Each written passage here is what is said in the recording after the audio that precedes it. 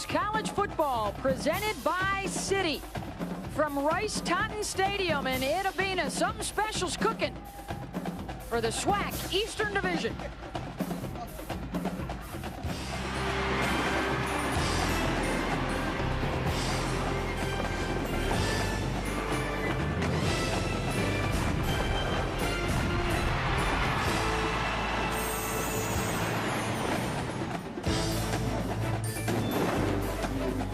Welcome to the Valley, home of the Delta Devils, as Mississippi Valley State gets set to take on Alabama A&M as Separation Saturday continues here on ESPNU. Hi, I'm Beth Mullins along with Eddie Robinson, and here's why this is so important in the SWAC.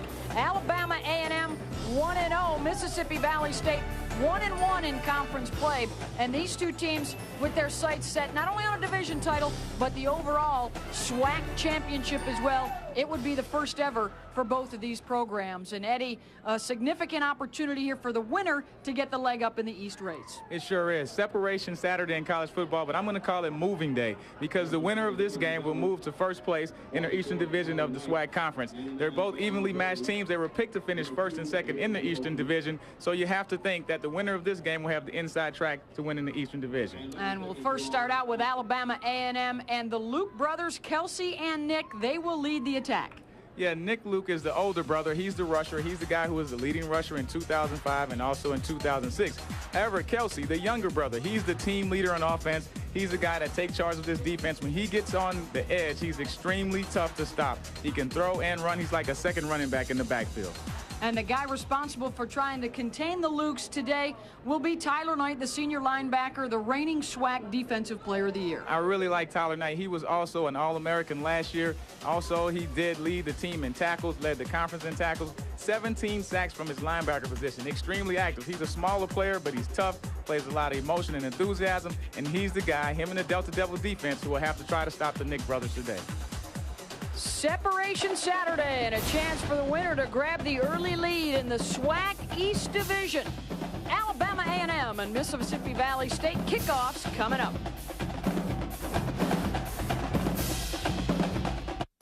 Getting set for the opening kickoff.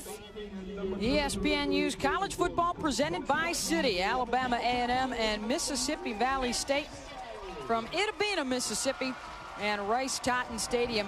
The comparison between these two, A&M likes to run, Mississippi Valley State prefers to throw, but the numbers aren't where they'd like them to be so far this year, Eddie. Yeah, A&M, you can see they like to have time of possession. They're going to really need this today because Mississippi Valley, although they haven't got it clicking yet, they have a very potent offense. And Timmons, he's the big play guy, only has 116 yards receiving this year, but last year he had 8 touchdowns. Aries Nelson, 17 touchdowns last year.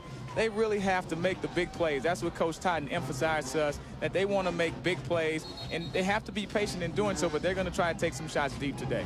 They will receive, they will have the first crack at making those big plays, but just before game time, we were told that Aries Nelson will not get the start at quarterback due to a violation of team rules. He will still be eligible to play.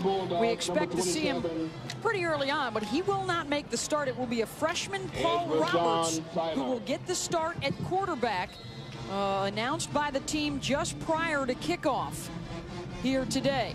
And I expect to see him real early, like maybe the second play. And we are underway. Mississippi Valley State receiving the kick in the green jerseys. And off and running with it, Shang Moore on the return. Gets it out close to the 40-yard line, and that's where they will start out with it. And getting his first action of the season, Paul Roberts has yet to attempt a pass this year. And the red shirt gets the start from Gulfport, Mississippi, facing an Alabama A&M defense that is prone to giving up big numbers through the air. Full house backfield behind Roberts, and the give is to Joey Hargret, the tailback who rushed for a couple of touchdowns last week in their loss to Southern. Let's take a look at the starting lineups brought to you by Dick's Sporting Goods. And it includes Hargett, 127 yards and those 2 TDs rushing last week. Tyrone Timmons, the wide receiver, who Eddie talked about, maybe the best athlete on the field. And Alter Foster is a guy to watch up front. They've got good size, particularly at right and left tackle. Foster goes 6'5". Thaddeus Coleman is 6'8". First pass attempt for the season for Roberts, and it's completed to Tyrone Timmons out across midfield. And up for a first down, or very close to it. As we take a look at the A&M defense, Christopher Traylor, the SWAC sack leader, and Johnny Baldwin, the leading tackler in the conference. He's an All-America candidate at that linebacker spot. And there you see Traylor up front, along with Lockhart, Harper, and Cummings.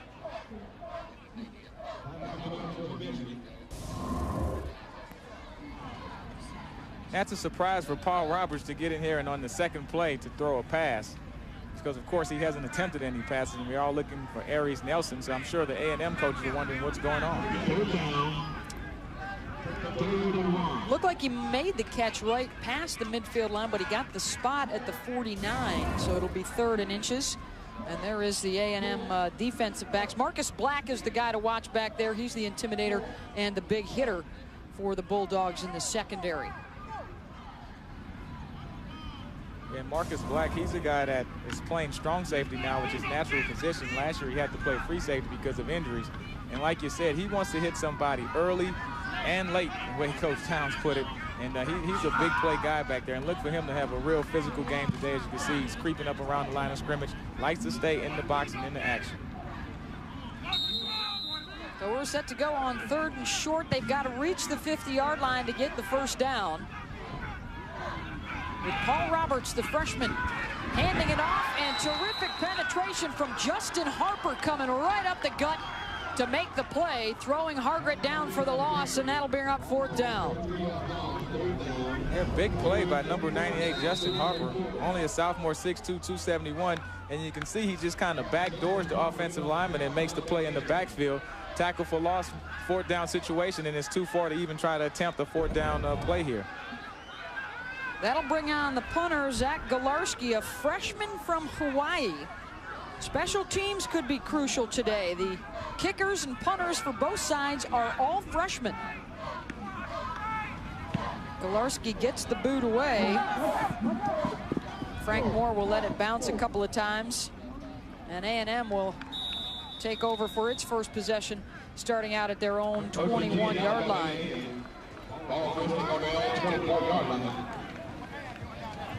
And if Alabama A&M has their way, it'll be a long time before the Delta Devils see the football again. They are all about the ball control and working that clock and using that running game of Nick Luke, Kelsey Luke, and Travis O'Neal to push them down the field. And keep in mind that Kelsey Luke, even though he has the quarterback position, he can also, he's just like a running back when he touches the ball. So look for him to try to take control of the game on the ground as well as in the air. We'll also keep an eye on number 5, Nick Luke, hampered by a strained groin this week in practice. To the air on 1st down and incomplete out across the 35, looking for Kevin Francis. They come out firing. Let's take a look at the Alabama A&M backs and receivers. And Thomas Harris, a freshman from Alexander City, Alabama, making his first career start.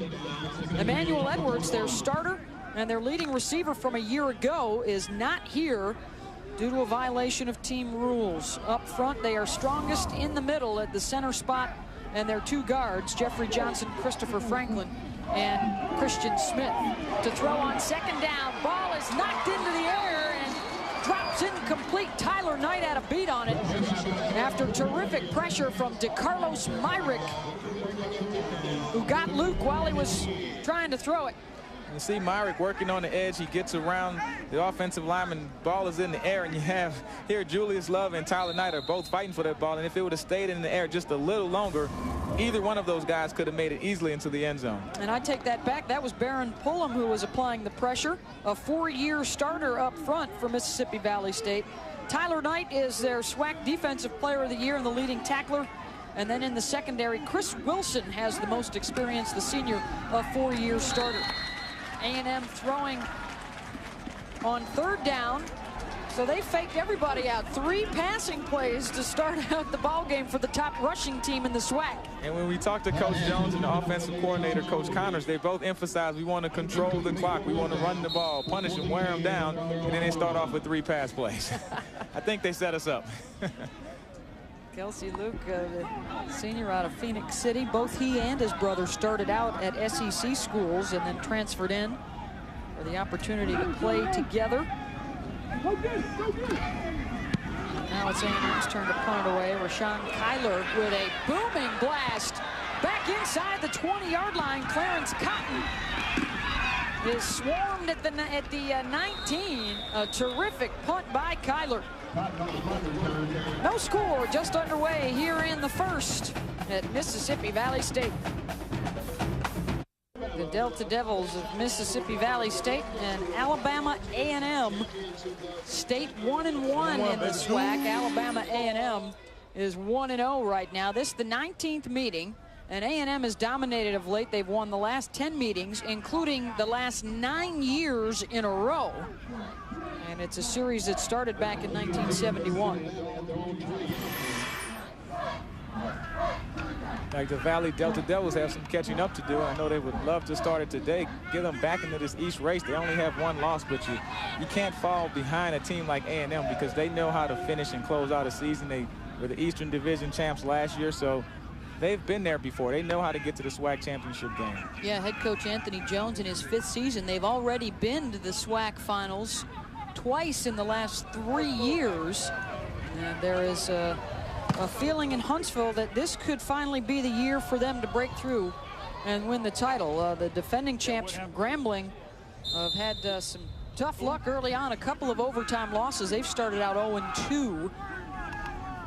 Still plenty of time, though, for them to make up ground in league play. Paul Roberts will stay in there at quarterback, gives it off to Hargret running to the left side. Bottled up after picking up a couple. Out to the 21-yard line. The Delta Devils under the direction of Willie Totten, also in his 5th season, and he's got them moving in the right direction after inheriting a club that was 0-11. They picked up 6 wins last year and had their first winning season in 10 years. And Coach talked to everybody saying now that they're 6-5, they want you to win the title the next year. So he says it's a step-by-step process. It's hard to go from 6 wins to say now we're picking you to win the SWAC conference. Expectations on the rise here in Itabena. Roberts feeling some pressure, and he goes down.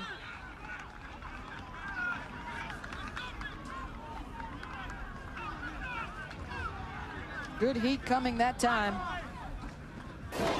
from Marcus Black out of the secondary. And here is what Totten has been able to do, including that 6-5 season a year ago.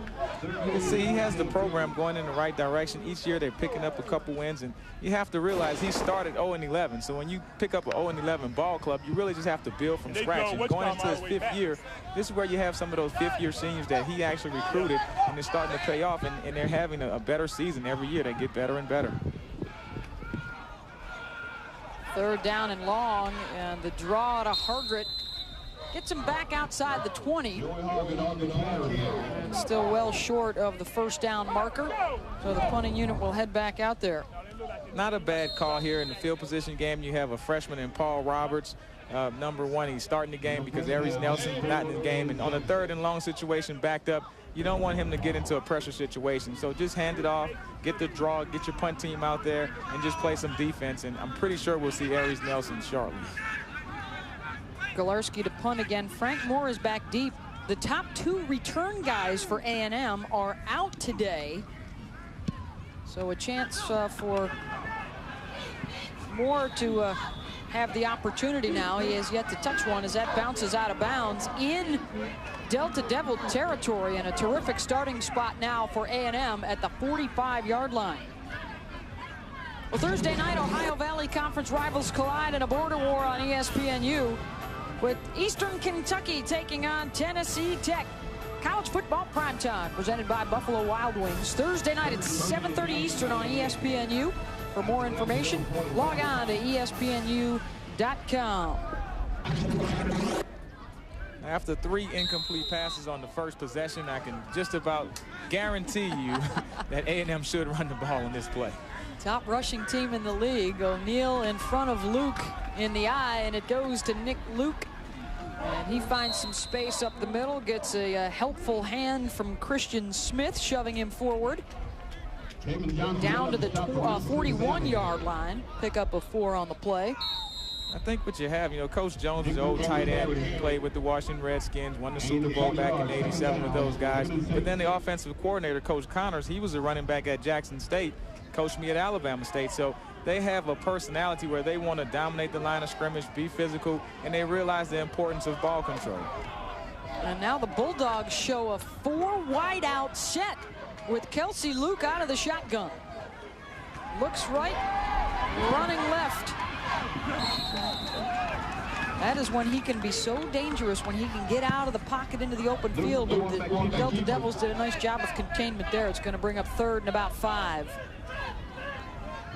Yeah, they like to run a lot of plays where they set him up to get him on the edge. And you can see the 2 brothers last year, Nick and Kelsey Luke, where Kelsey was able to do 132 rushing yards, 179 passing, and also Nick put over 100 yards. So that's 2 running backs who are brothers, well, 2 runners who are brothers actually going over 100 yards in the same game. And I'm not sure if that's ever happened before. Our crack research staff was on it all week, and we could not come up with another brother tandem rushing for over 100 yards in the same game. And that's what they did last year in the win over Mississippi Valley State. Now 3rd and 5. And again, just 1 running play in their first 2 possessions thus far, as they go with 3 receivers now, and Luke again out of the gun. Looking for his brother out of the backfield. Got back to the line of scrimmage, and that was it. DeCarlos Myrick with a big pop along with Clayton McDonald. 4th down. Great opening stop by Mississippi Valley, and keep in mind they have the SWAC Defensive Player of the Year in Tyler Knight. So those guys play defense. They know how to get after it. Big Baron Pullum, Myrick, and all of those guys. So this is going to be a tough situation for A&M. They want to control the ball. They're coming out passing, trying to throw them off a little bit. Mississippi Valley's up for the task so far. Kyler, who had a terrific punt his first opportunity, will try and pooch this one. Clarence Cotton going to let it go, and it will head into the end zone for a touchback. Delta Devils will start at their own 20. Not only good football in this area, but terrific music heritage as well. We've got some trivia for you to think about during the break. Can you name at least 2 blues legends that have come out of the Mississippi Delta? Mike Hall here with a Sports Center U in-game update. Florida State and Clemson. Florida State is down 8. Joe Surratt gets the ball from about a yard out and pushes it in, so Florida State is tied. Now, Clemson just got the ball back, drove all the way down the field. They're facing a 2nd and goal situation from the 1-yard line. Also, Tennessee is up 6 over Florida, and Nebraska has scored, making it 21-10. We will have much more on all these games coming up at halftime. Back to Rice-Totten Stadium for ESPNU's college football, presented by City. No score, A&M and Mississippi Valley State. We are in Itabena, Mississippi. And we thought we'd bust out a little geography for you here on the U. About a couple hours north of Jackson. About the same south from Memphis, Tennessee, and the Mississippi Delta. And Itabena. Of course, most famous probably for, when the head coach was slinging them. Willie Totten to Jerry Rice, one of the most potent quarterback-receiver combos in college football history. No Satellite Express offense with Archie Gunslinger Cooley as the head coach. Did you have a cool nickname like that when you were playing? I didn't have a nickname, but if you're a true player in the SWAC, all the great ones have good nicknames. So maybe I wasn't as great as I thought I was. Paul Roberts is still in there at quarterback. The backup getting the start today. The handoff to Joey Hargret. Tried to stagger to the outside. And bottled up there by Avery Mullen, the middle linebacker, on the tackle. Hargret, the sophomore out of Chicago, Illinois. And there's Johnny Baldwin, who was also in on the stop. The senior from Bessemer, Alabama, who the pro scouts are taking a very close look at 6'1", 220. He's the top tackler in the SWAC. Very active guy, had 103 total tackles last year, off to a great start this year, was SWAC Player of the Week in Week 1 against Tennessee State, and you will see a lot of him. He is all over the place. Undersized, but extremely fast and tough. 2nd down and 9 now. Roberts looking deep. Now will tuck it in and run with it. Out across the 30-yard line, close to that 1st down marker, hauled down by Al Donaldson and Antonio Nelson. Well, we had a little trivia question for you before we went to the break. Can you name at least 2 legendary blues artists from the Mississippi Delta? This would probably be the one at the head of your list at the top of the class. I don't even know your name, but I love you just the same. Nice. B.B. King, one of those guys. How about some others? Not only do you have cool nicknames if you're a football player in the SWAC, but you got cool names if you're a blues singer from the Delta as well. Here's some other names on that list. Buddy and Honey Boy and Pine Top. Not to mention Sonny Boy Williams, numbers 1 and 2. The Mississippi Blues trivia for you. Some great names, and Honey Boy Edwards.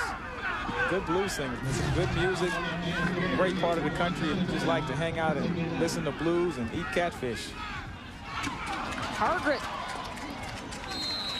on 1st down, busted forward, close to the 40.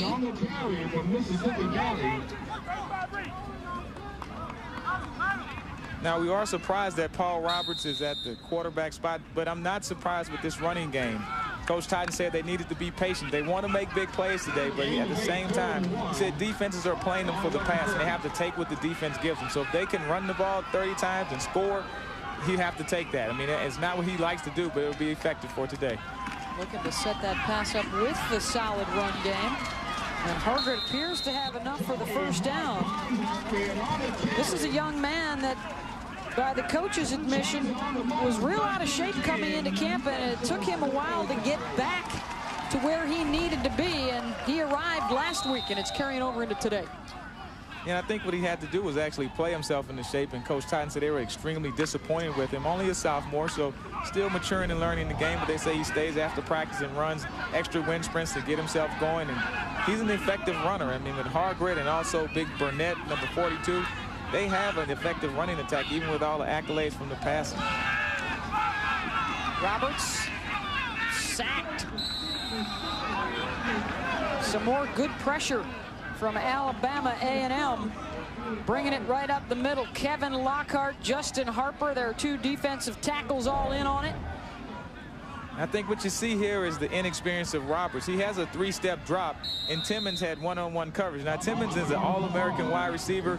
He's 6'2", 220 pounds. If he's one-on-one, they just throw him the ball. He was along the sideline, and he just took the sack instead of letting that ball get out of his hand. And I'm sure Timmons is like, hey, even though I look like I'm covered, just throw it to me and give me a chance to make a play. Jimmy Richardson, number 51, the first guy there to make the play. 2nd down and 11. Roberts looking to go up top, headed in the direction of Shang Moore, and it's incomplete. Stephen Tucker, the junior from Miami, had the coverage. I think what you see on A&M is kind of a philosophy switch. You don't have Aries Nelson in the game, so they're stacking everybody up along the line of scrimmage. They're playing one-on-one coverage with the wide receivers and saying, hey, can Paul Roberts make a throw downfield? You can see this throw is a little bit off and outside, not really giving Shang Moore a chance to make an adjustment to the football. So I think as long as Aries Nelson's not in the game, they're going to stack that line of scrimmage and blitz and play one-on-one coverage and make Paul Roberts beat him. Nelson, the SWAC preseason player of the year. A violation of team rules. It was announced at game time he would not get the start. He is in uniform on the sideline as Roberts completes the pass to Shang Moore for the 1st down, and they move it into A&M territory. Watch out, Aries Nelson. Paul Roberts is looking pretty good early on here. I mean, here's a 3rd down situation, something that Valley has had trouble with. He sits in the pocket, good protection up front, run a simple curl route at the sticks. Number 7, Shang Moore makes the catch and moves the chains for the 1st down.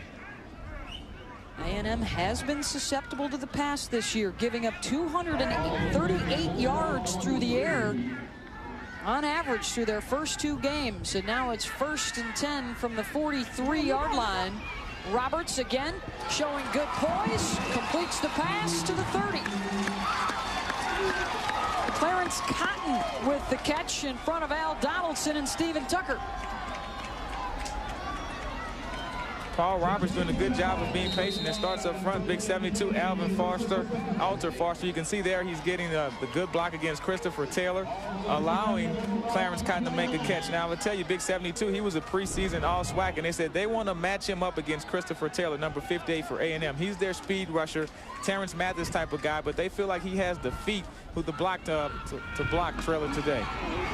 The handoff to Carlton Cotton, the brother of Clarence. Tries that left side. And picked up a yard on the play. It'll be 2nd down and 9. So A&M comes out throwing, and Mississippi Valley State comes out running, and now they're finding some openings through the air as well.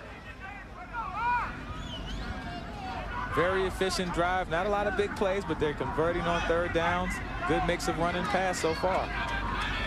Paul Roberts will work out of the shotgun. 3 wideouts to the left. And he will choose to run right. Elusive for a few moments there and then hauled down. May have picked up another yard on the play. It'll be 3rd and long. Tucker on the stop along with Kevin Lockhart. And Christopher Traylor. Big Kevin Lockhart. He was a preseason All-SWAC, 6'1", 305 from Tallahassee, Florida. ESPN News College Football presented by City, Alabama A&M, and Mississippi Valley State, the 2 preseason favorites to challenge for the SWAC Eastern Division title and the opportunity to move on to play for the SWAC Championship. And a penalty on 3rd and long. Mississippi Valley State in the green, going with their 2nd-string quarterback, Paul Roberts.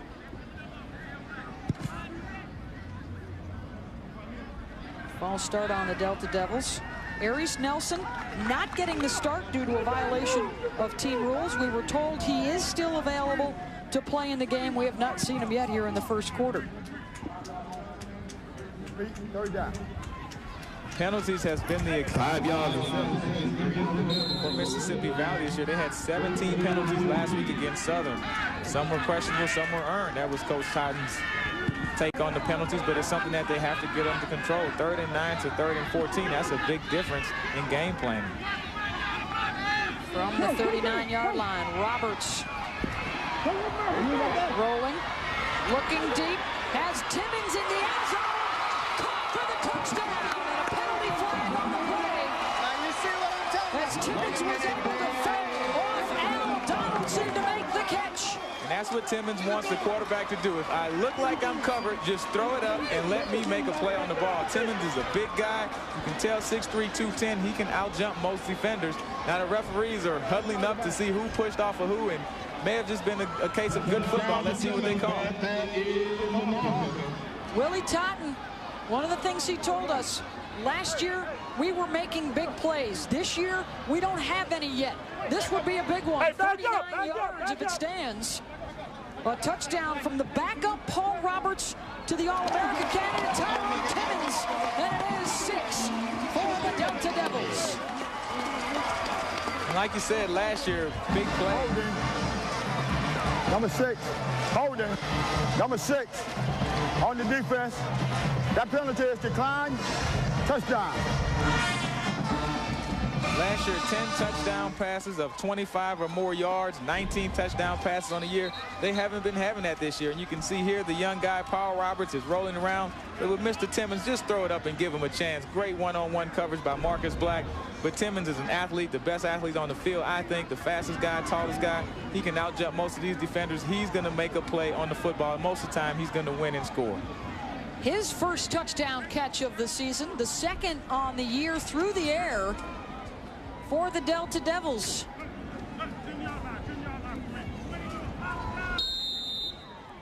All SWAC performer a year ago.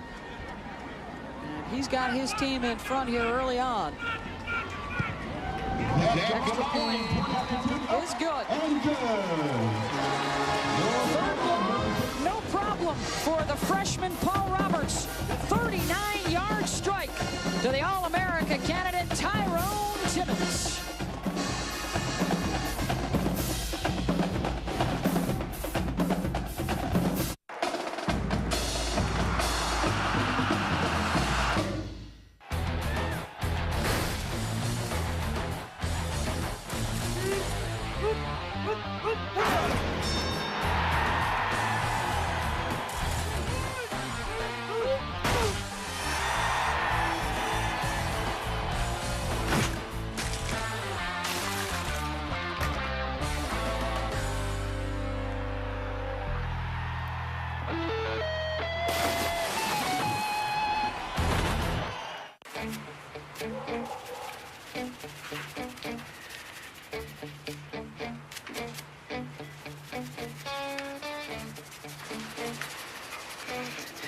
Honey, I think I found the problem. Want an easy way to keep your engine clean? Use Conoco, Phillips 66 and 76 Quality Pro Clean gasolines. They meet the tough top-tier standard developed by BMW, Honda, GM, and Toyota to help keep your engine running its best. Conoco, Phillips 66 and 76. Life happens between empty and full. No. It's too small. Autoclaustrophobia. It affects more people than you think. Oh. But there's hope on the horizon, and it's called the Nissan Versa. Versa provides relief with best-in-class rear seat legroom. Versa keeps you going for over 400 miles on just one tank. Versa will save the world from autoclaustrophobia, one driver at a time. Ask your Nissan dealer if Versa is right for you. The last sound you hear before you step on the field. Click, clack.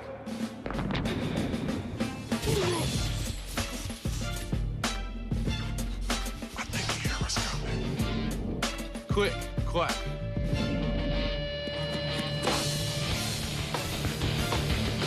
Click, clack. Click, clack. I think the air is coming. Look at this. Amazing. Oh my. There's a spot right there. It's too small. I think I can back in. Casey Kane. You asked me if there'll come a time when I Now would be a good time to have accident forgiveness. Part of Allstate Your Choice Auto Insurance. Are you in good hands? You think he saw me? These games are getting good. Mike Hall with a SportsCenter U in-game update. Clemson in the final seconds with an in-game upset. James Davis with the score, and Clemson wins for the first time in Florida State since 1989. A top 10 team going down. How about Florida and Tennessee as well? This one is getting close. Tennessee is up 6. This is Dallas Baker with the big reception. Florida has a 1-point lead, less than 4 minutes to go. More on this at the half. A drive for Paul Roberts to share with his grandkids one day. The true freshman, his first collegiate action, his first collegiate start, and he leads them on a scoring drive, culminating with the touchdown pass to Timmons, his first collegiate TD pass, and Mississippi Valley State gets on top. I think he's a pretty smart freshman because he realizes I have an All-American wide receiver in Tyrone Timmons, and if he's covered or not, throw him the football and let him make a play on the defender. But a great job on a couple of third down conversions. This kid is going to be good in the future. Now Alabama A&M will receive down a touchdown. Kick goes to Tamar Scott across the 35 to the 39-yard line. Knocked out of bounds there by Mississippi Valley State.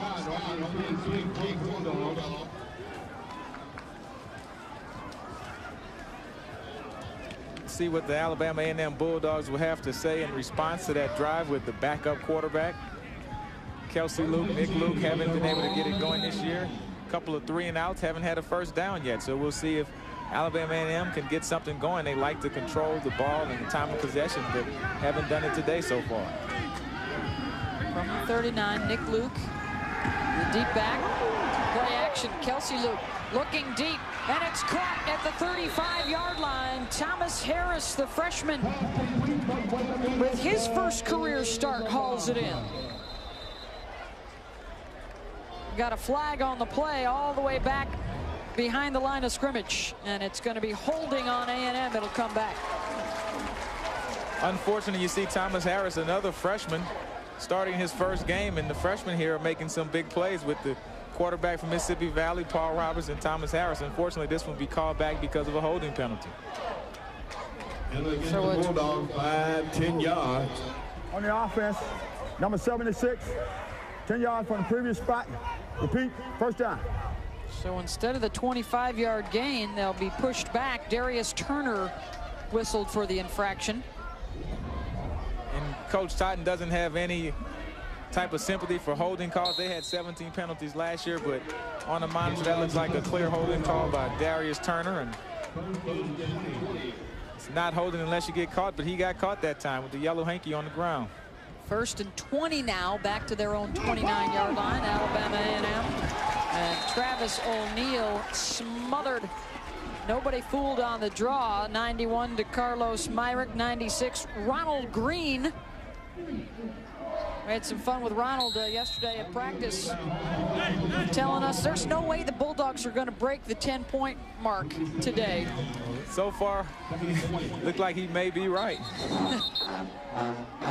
They've held them off the board through the first quarter. Mississippi Valley State, with a new man at quarterback, takes the 7-0 lead. It's too small. Car's too small. Autoclaustrophobia. It's taken a devastating toll. But its days are numbered, thanks to the all-new Nissan Versa.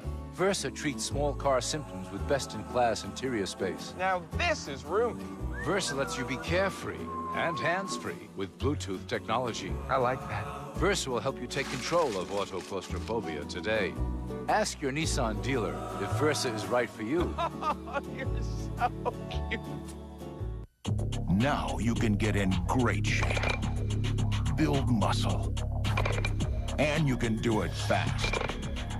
All you have to do is dial it up. Turn up the results with the Bowflex Select Tech free weight system. Now you can dial up the weight you want, anywhere from 5 to 52.5 pounds on one single dumbbell. Want 15 pounds? Just turn the dial to 15 and start lifting. Ready for 40? All it takes is the turn of a dial. Now you can get powerful biceps, a sexy core, even chiseled legs in an easy 30-minute workout. Call now to order your Bowflex Select Tech free weight system for no money down and payments as low as $5 a month. Order now and we'll include this free DVD, Secrets of the 4-Step Rep, that teaches you perfect free weight technique. It's time to turn up your results. Call and get your Bowflex Select Tech for just $5 a month today. You hear that crowd? Don't get nervous. Oh, the wraparound. There's nothing sweeter than the wraparound. Here, tell you what. Wait, hold on. It'd be 3 guys there and the goalie. Was that the 5-hole? You really have to learn about that. You don't even know what the 5-hole is. Yeah. You just heard that term on SportsCenter yesterday. The gap between your legs. I call this the anaconda because I wrap it around your heart and squeeze off hope. NHL 2007. Rated E10 for ages 10 and up. EA Sports. It's in the game. ESPNU College Football is brought to you by Dick's Sporting Goods. Remember, every season starts at Dick's. Back at the Valley, and the Delta Devils with the lead through 1 quarter of play over Alabama A&M, 7-0 as we start the second quarter here at Rice-Totten Stadium. That guy's having some fun. He's feeling good. 7-0 lead against Alabama A&M. It'll make you feel that way. And look at the time of possession. Mississippi Valley State, 11 minutes and 35 seconds. Alabama A&M led the conference in time of possession last year, 234 rushing yards a game, and that's what they pride themselves on time of possession. Let's see if they can change that stat going into the second quarter. They lead the SWAC again this year, but we've seen them throw more than run so far today. 2nd and 20 from the 29. Kelsey Luke has some trouble with it. Thrown for the loss, back inside the 15-yard line.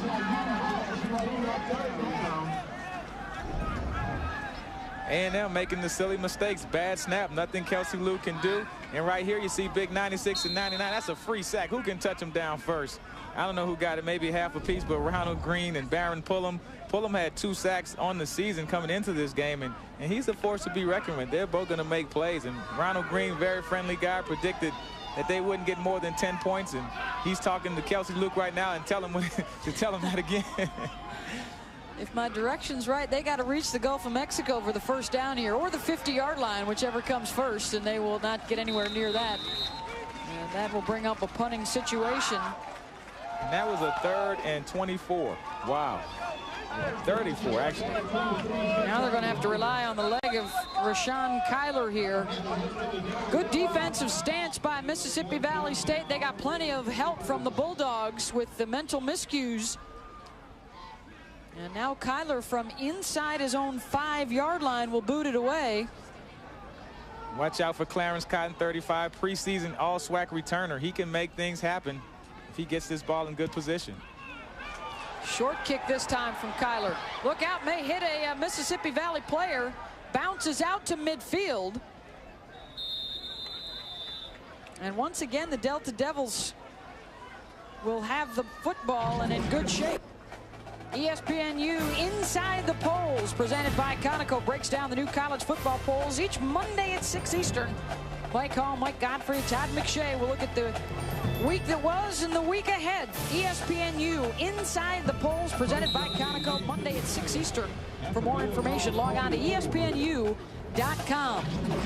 From the A&M 44-yard line, Mississippi Valley State with the football and the 7-0 lead. And quarterback Paul Roberts, the true freshman, getting his first start today due to Aries Nelson benched for a violation of team rules. Nelson is in uniform and is available, but I'm sure he's a little more nervous than he was prior to the game because Roberts has fared very well through 1 quarter. Say don't leave your glove on the mound, and I don't know what he did last night, but it may have cost him his starting position during the rest of the season. But Roberts, give him credit. I mean, I'm sure he didn't know he was starting today to come out here and play with such poise to throw for a touchdown. He's doing an excellent job. The clock operator put 13:03 on the clock, please. 13:03 on the clock. Good job by the referee. Of course, with the new college rules, the clock keeps running after the change of possession. Clock operator didn't let the clock run, so you just have to run some time off and get everything set. Well, that'll give you some time, Eddie, to talk about the difference in that 3rd drive for Valley. Yeah, the 3rd drive, I mean, they were able to convert the 3rd downs. You can see there were 3 plays for 6 yards, 3 plays for 4 yards, but once the true freshman settled down, he had a couple of 3rd and 8 and 3rd and 9 completions, and then on a 3rd and 10, he just went on and threw it in the end zone to Timmons for the touchdown. 1st and 10 from the 45. Hargrit off that left side. I really like the game plan for the Delta Devils. Coach Totten told us what they would try to do, and that's exactly what they've gone out and done. Establish that run game and then go to the pass. That's how they scored their touchdown, through the air to Tyrone Timmons. Yeah, you have to keep in mind, this is Willie Satellite Totten. I mean, he's famous for throwing the football. He said, I'm a passer by nature, but I have to run if the defense dictates that that's what they're giving us. And they're being patient, and they're having a running attack, and they had a good running game last week against Southern also. 2nd down and 9. Roberts looking right. Juking to the left. Penalty flag down. A big-time hit by Shang Moore at the 40-yard line. Roberts gets inside the 40, but once again, the flag down in the backfield. And whoa, did Moore just lay out Avery Mullen with a huge block.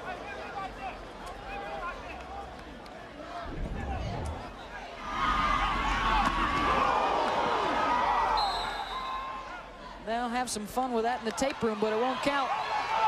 Yeah. And as a former linebacker, you know, you see that little number 7. I mean, he's 6'1", and he gets that shoulder up under the big linebacker, and he doesn't see him coming, and everybody goes, woo, you know.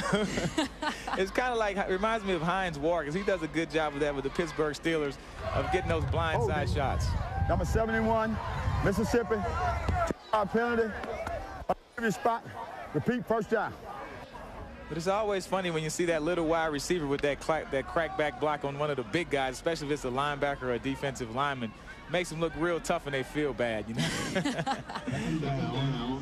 The holding penalty, though, takes them outside of A&M territory now and back to their own 47-yard line.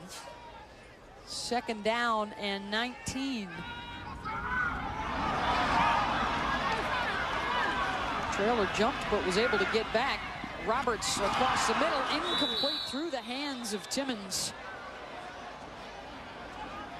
That was a very interesting play because everybody stopped once you see the A&M guy gets back onside, and once the ball is snapped, nobody knows that the play is live, and then you have Roberts look like he was about to run, and he stops and throws a strike to Timmons. Very, very strange play. Third down. That'll bring up 3rd and 19. 3rd and 19. 4 receivers.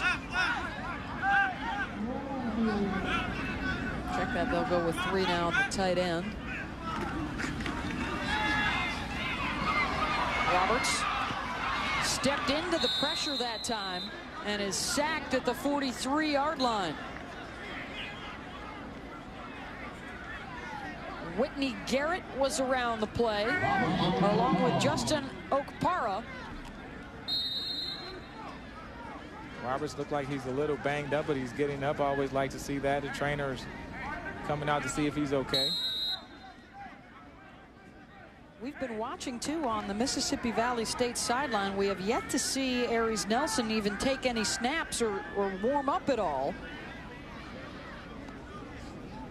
He's over there right now talking with Roberts, giving him a pat on the back. Frank Moore had it, lost it. Ball is loose and piled on at the 21, and the Delta Devils have it. Keep in mind we have a new returner, Emmanuel Edwards. It's not the returner, he's out, and so you have Frank Moore, who's not used to doing this. I'm sure he's practicing. He's the DB, backup defensive back, and a huge break for Mississippi Valley to get the turnover.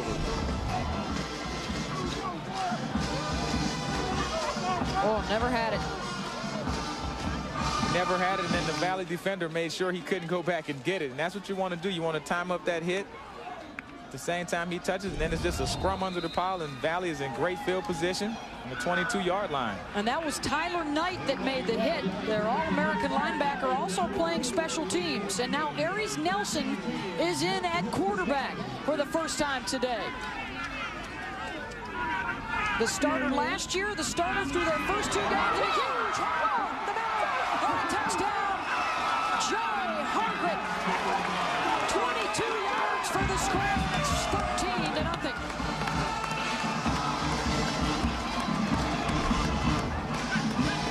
Inside handoff, just a sprint draw. Nobody's home, no middle linebacker, and the only thing that can stop him is the goalpost. That's about the easiest touchdown that Joey Hargreaves will ever have. Totally untouched on that play. Great blocking by the big boys up front.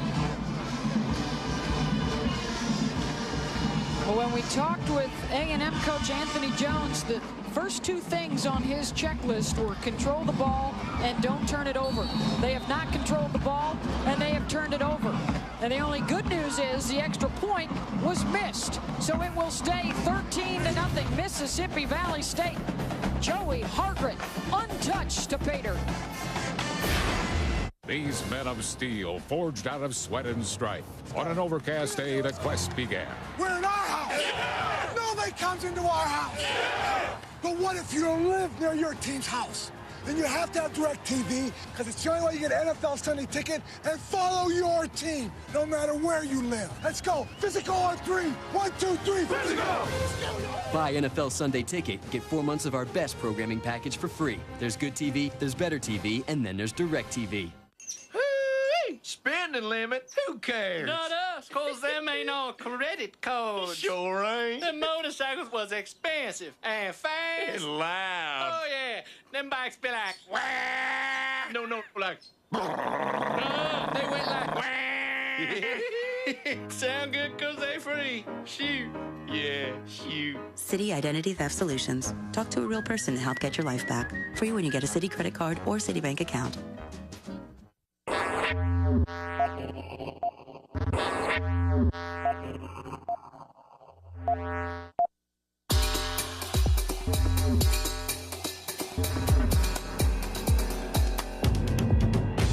On December 17th, Range Rover Sport experienced rush hour 200 feet beneath Tokyo. See how at LandRoverUSA.com. Designed for the extraordinary, the Range Rover Sport by Land Rover. Get ready for something special. The Star's exclusive early premiere of Chicken Little, only for DirecTV customers. Tune in to the Star's free preview weekend, September 14th through the 17th. See Chicken Little and tons of other big hit movies all weekend long. Plus, tune in to learn how you can win a trip for two to the red carpet premiere of the Santa Claus 3, The Escape Clause, starring Tim Allen and Martin Short. You're not Santa anymore. The Star's free preview weekend, channels 520 through 533, only from DirecTV. Mike Hall here in the SportsCenter U studios with another Separation Saturday update. Florida is up 1. Tennessee needs to get a big drive. Big drives do not include interceptions by Reggie Nelson. That would seal the deal for Florida. They would be able to run out the clock, and Urban Meyer continues to win against the big teams he needs to at Florida. Also, Clemson upsets top 10 ranked Florida State by 7 points, and USC just went final, beating Nebraska. Tom Luganville joins me for more of this at halftime. Back at Rice-Totten Stadium, plenty for the home folks to cheer about. Mississippi Valley State jumping out to the 13-0 lead. Joey Hargret taking it all the way after recovering the muffed punt, and they score quickly. Yeah, and he had 3 touchdowns all of last year. He has 3 touchdowns already this season, and sudden change. I don't think the A&M defense was prepared. Just a little inside handoff, and he was able to sprint into the end zone pretty much untouched, and Coach Jones has to get his team up and ready to play. They're down 13-0 on the road in a very hostile territory. Tamar Scott and Ulysses Banks are back deep, and the kick into the end zone and through for the touchback. It's been a bit of a surprise that A&M has opted to throw the ball a lot more than their traditional run game. They are the top rushing team in the SWAC, but we have not seen that yet from Kelsey and Nick Luke, the 2 brothers that are on the show. Yeah, they're averaging 234 yards on the ground, and they haven't even attempted nearly as many rushes as they would usually do at this point early in the second quarter. Nick Luke is out right now. Tamar Scott is in the backfield, and Kelsey Luke to the air. Incomplete, intended for Kevin Francis. There is Anthony Jones in his 5th season. He already has the best win percentage in Alabama A&M history, better even than the legendary Lewis Cruz. Coach Jones has been around a couple years. He was at Morehouse at one point and started his coaching under Willie Jeffries at South Carolina State, the legendary Willie Jeffries. So he learned a lot of his football and a lot of ball control. He's a tight end, played tight end in the NFL, so he knows how to control the clock. But now he's in a situation where they may have to pass a little bit more than he wants to. Coming off a school record 9 wins a year ago. Not a whole lot of room up the middle. Mississippi Valley State, Shaven Johnson, Ronald Green doing a nice job in the middle there of just plugging everything up and allowing Taylor Knight and the rest of the linebackers to come and make plays. You can see Coach Jones and Coach Totten. Their comparison is both in their 5th year, and they're good friends on and off the field. Of course, they're competitors today. Jones has the better record, but he didn't start off where Coach Totten started off. Of course, Coach Totten inherited an 0-11 team. Neither one of these schools have ever won a SWAC conference championship. A&M has only joined the conference since '99, so both of these teams are looking to get to that next step. 3rd down and 10. Kelsey Luke on the run, gonna try and leg it out. Gets by the marker and has enough for the 1st down out to the 31-yard line.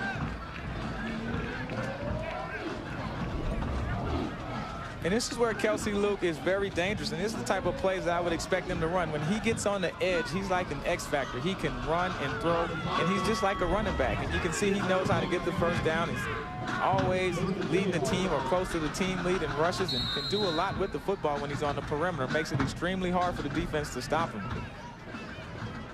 Last season threw for over 2,000 yards. He is the career leader at A&M in passing touchdowns and receptions thrown.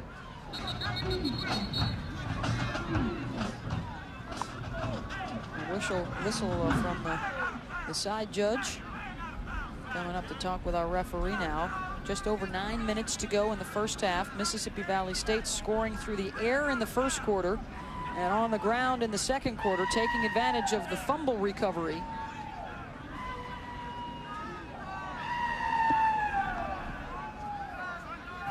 The clock operator put 9:20 on the clock, please. 9:20 on the clock. They'll add 11 seconds on. And once again, Eddie, the significance of this game, the two favorites to win the Eastern Division title. And then once you win that, you have the right and the privilege to move on to play for the SWAC championship against the Western Division champs. I reckon Coach Jones, only in his 5th year, he's played for the SWAC championship twice, losing 2 times. Of course, Valley hasn't made it that far, but they're still in that rebuilding stage, and everybody wants them to go from 6-5 to the conference champ, and Coach Tyson said that's a lot of expectations, but they really relish the opportunity, and they're taking advantage of it today. Championship game will be at Legion Field in Birmingham, Alabama, December 16th. Grambling, the defending SWAC champs. Luke again will keep it, run out of bounds. Jerry Morris.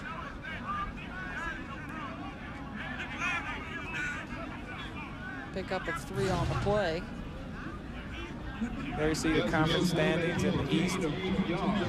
A&M at 1-0, and in Mississippi Valley, the significance of this game, if they was to lose, they would have 2 losses in the conference, and one of them would be to A&M, so they would also lose the tiebreaker, meaning they would really need a collapse by A&M for them to get back into the Eastern Conference race. So it's very important for Valley to pull this game out as they are playing like that sense of urgency right now. And they will have Jackson State next week, another big showdown in the East. Terrific job by Baron Pullum to get into the backfield and bust that play up. The senior from Jackson and Murrah High School with another big defensive play. You can see the speed that he gets up there, trying to run the trap, but the offensive lineman, Christian Smith, can never get there. He's an extremely explosive player, 6'4", 240, so he's not the typical size of a defensive lineman, but this guy can make some plays. He has 2 sacks coming into the year. Him and Shaven Johnson are high school teammates, number 92, but very effective player. Guy who's really making his presence felt in the SWAC, and the coaches feel like he has the tools to be a big-time player this year. 3rd and 10 from their own 31-yard line. Kelsey Luke looking deep, out of bounds, incomplete, intended for Thomas Harris. And again, perhaps feeling the effects of missing Emmanuel Edwards, who is out. Violation of team rules for Alabama A&M. Not only one of their starting wide receivers, but also one of their return guys, and they've already had the miscue on that last punt return that cost them the touchdown on the very next play. Yeah, 2 key players not here, or one is not here at all. It didn't make the trip. Another one didn't get to start with Aries Nelson. But you have to like the discipline that the coaches are exemplifying today. Kyler's boot is away, will not get close to Cotton as that one is shanked out of bounds. Mississippi Valley State will have it at their own 47 with the lead when we come back. Alabama. Back here at Rice-Totten Stadium in Itabena, Mississippi. And the home team on top, 13-0, a touchdown on the ground and 1 through the air. It's ESPNU College Football presented by Citi. Beth Mowens along with Eddie Robinson Jr. 8:08 to go here in the first half. And the Delta Devils in the green with the football. And look at the difference in yardage. Huge difference in yardage in A&M, and you expect that 1 rushing yard. I mean, these guys are 234 yards a game, -5 passing. Mississippi Valley just matriculating alone and doing their job, but the A&M offense, I mean, they're not in sync at all. But you have to give the Valley defense some credit. I mean, you saw big 99 Pullum and 44 Tyler Knight. They have some players on that defense, and Valley with the ball once again and in scoring position. They're at the 50, their own 48-yard line, and if they can, get another score here, it'll be really pressure time for A&M, and they're not a pass-oriented team for them to be down 2 or 3 scores. Mississippi Valley State has controlled the clock. Time of possession hugely in their favor. And they have looked sharp with both quarterbacks. Paul Roberts, who got the start, and Aries Nelson, who sat out the first quarter due to a violation of team rules and now is back out there. And another big hole up the middle for Joey Hargret. And let's credit Thaddeus Coleman, Nelson Bedell, Kirk Fields, Londria Williamson, and Alter Foster for really ripping open the running game. This is just a continuation of the last one-play drive that they had with the 23-yard touchdown here. No one touches him for the first 10 yards. I mean, the middle linebacker's not there. Great blocking up front. Just a little zone cutback scheme. They get everybody to push and move. You saw Johnny Baldwin running, and then the running back just goes straight north and south. That's trouble when you got to rely on your DBs like Marcus Black to make all the stops. Hargret tries to get around the edge, cut down at the 36-yard line. Frank Moore on the stop. Valley offense is playing with a lot of confidence. Joey Hargret is running with some authority here. And if that's what they're going to give the Valley offense, Titans say that they have to take the runs. I mean, they're getting 4 and 5 yards a play running the ball. Hey, wide pass it, just keep running it. Now formation behind Nelson here. 2nd down and 5. Tries to lob it over the top to Timmons and underthrew him. Marcus Black on the coverage. Keep in mind that Timmons outjumped Marcus Black for 1 touchdown today already, and Marcus Black is more of a physical, strong safety type. So I would give the advantage of that with Timmons as far as him running deep routes, because Timmons is by far one of the best receivers in the conference. Black is a big physical guy, loves to hit and make plays, but he's not a pure cover corner, so to say. He's more of a strong safety guy. So now it's 3rd and 5. Timmons is the motion man. Here comes A&M on the blitz. Nelson across the middle, has Timmons caught at the 15, reaches for the goal line, and is brought down at the 1. You can see why he's an All-American candidate. One-on-one coverage, they cannot contain him. They're going to have to try to double team him or do something different. When Aries Nelson is in game, he's looking for Timmons all the time, and if this ball was put just a couple yards in front of him with his 4.3 speed, that's a touchdown. But you still have to applaud his effort to try to get it in the end zone. Mississippi Valley in scoring position once again at the 1-yard line. 35-yard strike. Nelson to Timmons. And they're looking to punch it in again.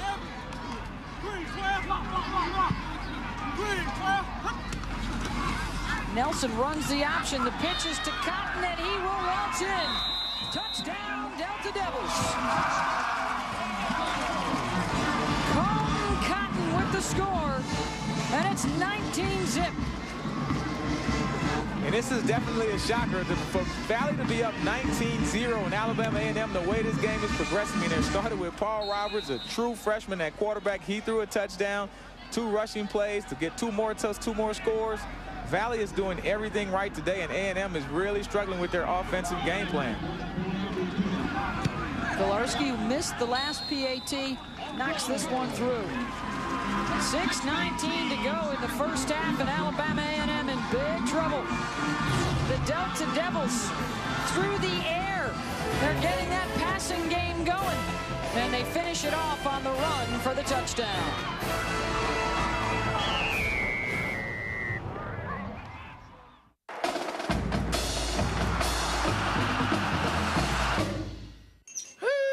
Spending limit? Who cares? Not us, cause them ain't on credit cards. Sure ain't. The motorcycles was expensive and fast. And loud. Oh yeah, them bikes be like wah. No, like. They went like wah. Sound good cause they free. Shoot. Yeah, shoot. Citi Identity Theft Solutions. Talk to a real person to help get your life back. Free when you get a Citi credit card or Citibank account. No. It's too small. Autoclaustrophobia. It affects more people than you think. Oh! But there's hope on the horizon, and it's called the Nissan Versa. Versa provides relief with best-in-class rear seat legroom. Versa keeps you going for over 400 miles on just one tank. Versa will save the world from autoclaustrophobia, one driver at a time. Ask your Nissan dealer if Versa is right for you. Who's ready for me?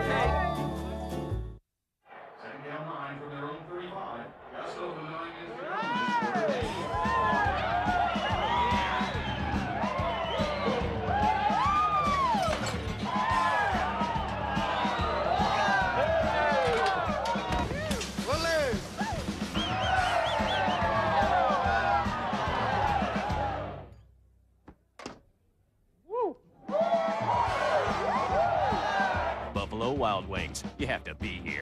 Don't we deal in deception here? What do? I got an informer in my outfit. I can get the rat. A situation like this, kill everybody. I'm not the rat.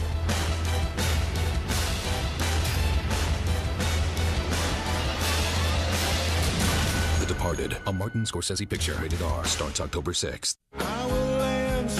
Face the Promise, the new album from Bob Seger. I will leave with the time. Featuring the single Wait For Me. You'll wait for And a Real Mean Bottle, featuring Kid Rock. Special deluxe edition CD DVD set includes making of interview, historical performances, classic Seger videos, and more. Bob Seger, Face the Promise. Available everywhere. ESPN News College Football presented by City, Mississippi Valley State, all over Alabama A&M. 6:19 to go in the first half. Log on to your new online source for all things college sports. It's ESPNU.com, a brand new online service with the latest news, material, scores, columns, video and audio highlights, podcasts, live streaming games, much more. Log on to ESPNU.com today. Impressive once again with the football for the Delta Devils. 5 plays, 53 yards, only took a minute and 53 seconds. Of course, the big play was there. The All-American candidate Tyrone Timmons took it down to the 1-yard line. Carlton Cotton punched it in. So Zalarski to boot it away. Banks from the 3. Has some space. Big opening. Cuts back across midfield and inside the 45. And the break that the Bulldogs needed right there. Excellent field position to start it out. And when you're down 20-0 with 6 minutes to go in the second quarter, you need someone to step up and make a play. Just great running. Everybody just hanging on to their blocks. Good job by the A&M Bulldogs with this return. Hopefully this will give them a spark. Maybe they can get something going on offense, get the running game going or the passing game going. I think they'll take anything right now. Have not been able to move it. Just 1 first down here in this first half. Kelsey Luke. Watch out from behind. He's hauled down by John Price, the junior from McGee, Mississippi. And perhaps the groin strain bothering Nick Luke. We have seen much more of Tamar Scott at the tailback spot here in the first half behind Kelsey Luke. Now, Kelsey Luke, I wouldn't count him in the A&M Bulldogs out yet. I've seen these guys down before. And Kelsey Luke, everyone says, Coach Cotton and also his coach, Coach Jones, that he's really evolving to the guy who can take over the game. And at this point, look for him to try to run and pass and do what he needs to do to get first downs for A&M. Francis in motion. Penalty flag. Play clock showing 0. That'll push the Bulldogs back.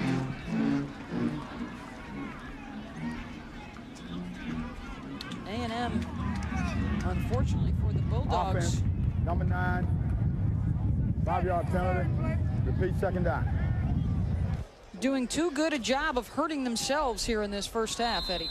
A couple of penalties in real bad situations. There's never a good time for a penalty, but you had a second and long already, and now it's a 2nd and 16. I mean, that's 17. That's just not a good situation to be in.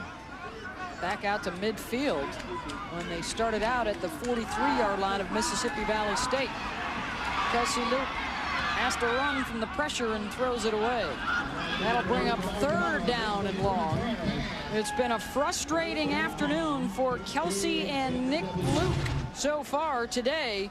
Used to putting up big numbers. And you have to tip your hat to this Valley defense, but today 1 rushing yard by Kelsey Luke. Nick, 0 rushing yards. I mean, -5 in passing. These guys have not been able to get anything going. The A&M offense is struggling. Give credit to the Valley defense. Those guys are playing hard. Of course, Nick Luke came into the game with a little bit of a groin strain, but hey, his younger brother Kelsey, he's healthy, and they've done a good job of stopping him also. They rushed for a combined 249 yards last year against Mississippi Valley State. Held to just 1 so far. Throwing downfield, incomplete. Intended for Thomas Harris. And the A&M punting unit will come back on with under 5 minutes to go in the half. Good coverage by Orthel Edwards. It's always hard when you have a mobile quarterback like a Kelsey Luke. Look how he buys time, runs around in the pocket, then finally delivers the ball. Orthel Edwards, you have to plaster your guy. Keep your eyes off the quarterback. Does a good job of coming around with that left hand. He kind of cheated just a little bit with the right hand on the jersey. Hey, if the referee doesn't call it, it's not a hold. It's not a pass interference. I'll take it all day long. Kyler to punt. Clarence Cotton back deep, end over end. Cotton will stay away from it. Takes a good Bulldog bounce. And they down it at the 1-yard line.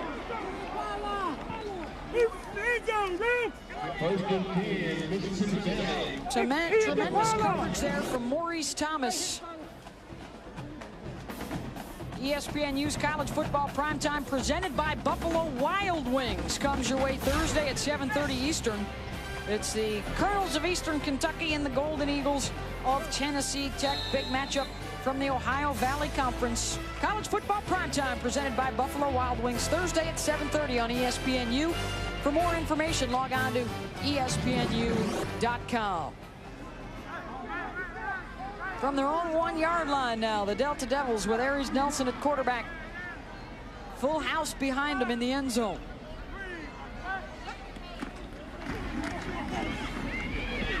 Try and get back to the line of scrimmage. The Bulldogs all calling for the safety. And the tackle was made inside the 1. Actually, a bit of a loss on the play. I know Coach Towns, the defensive coordinator for Alabama A&M, he's thinking score right now. He's a very aggressive defensive coordinator, likes to send a lot of people on the blitz package, always leads the conference in sacks in the first number 1 or 2. And so expect for them to try to score right now. They're down 20-0. They would love nothing more than to get a safety in this situation. Mississippi Valley State will call the timeout here with 3:52 to go in the half. And the 20-0 lead. Hey.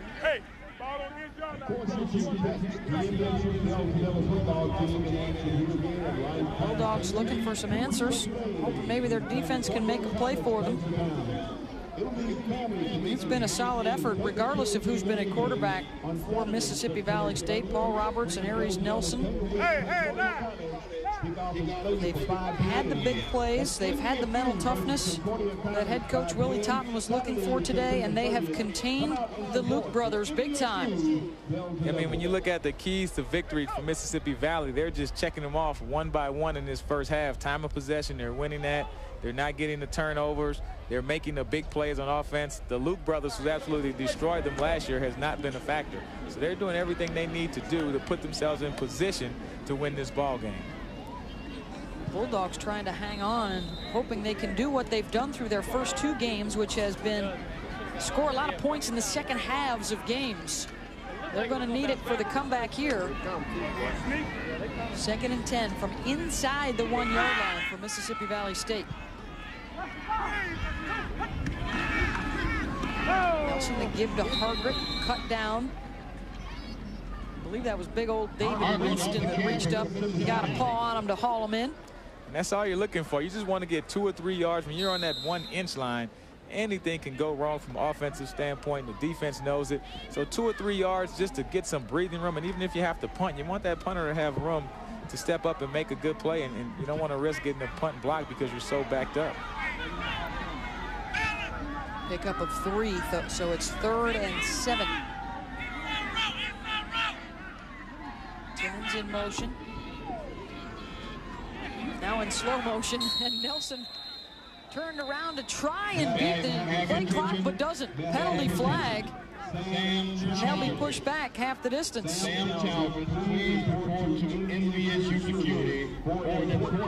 Nelson whipped that head around to try and see the play clock, but not in time.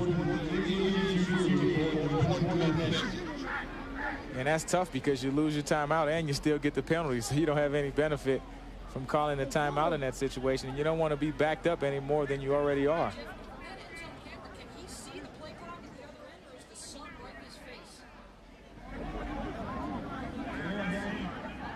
Number 2 on the offense. Half the distance to the goal. Repeat. Third down. You can see the play clock visible down at the other end of the field there. I'm not sure why Nelson had to turn around and try and look. He is staring into the sunlight as it sets. So now 3rd and 9 from back inside the 3-yard line.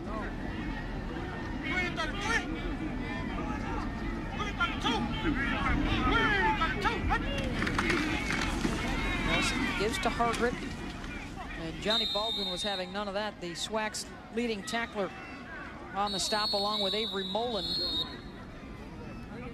And Mississippi Valley State will have to punt it away from their end zone.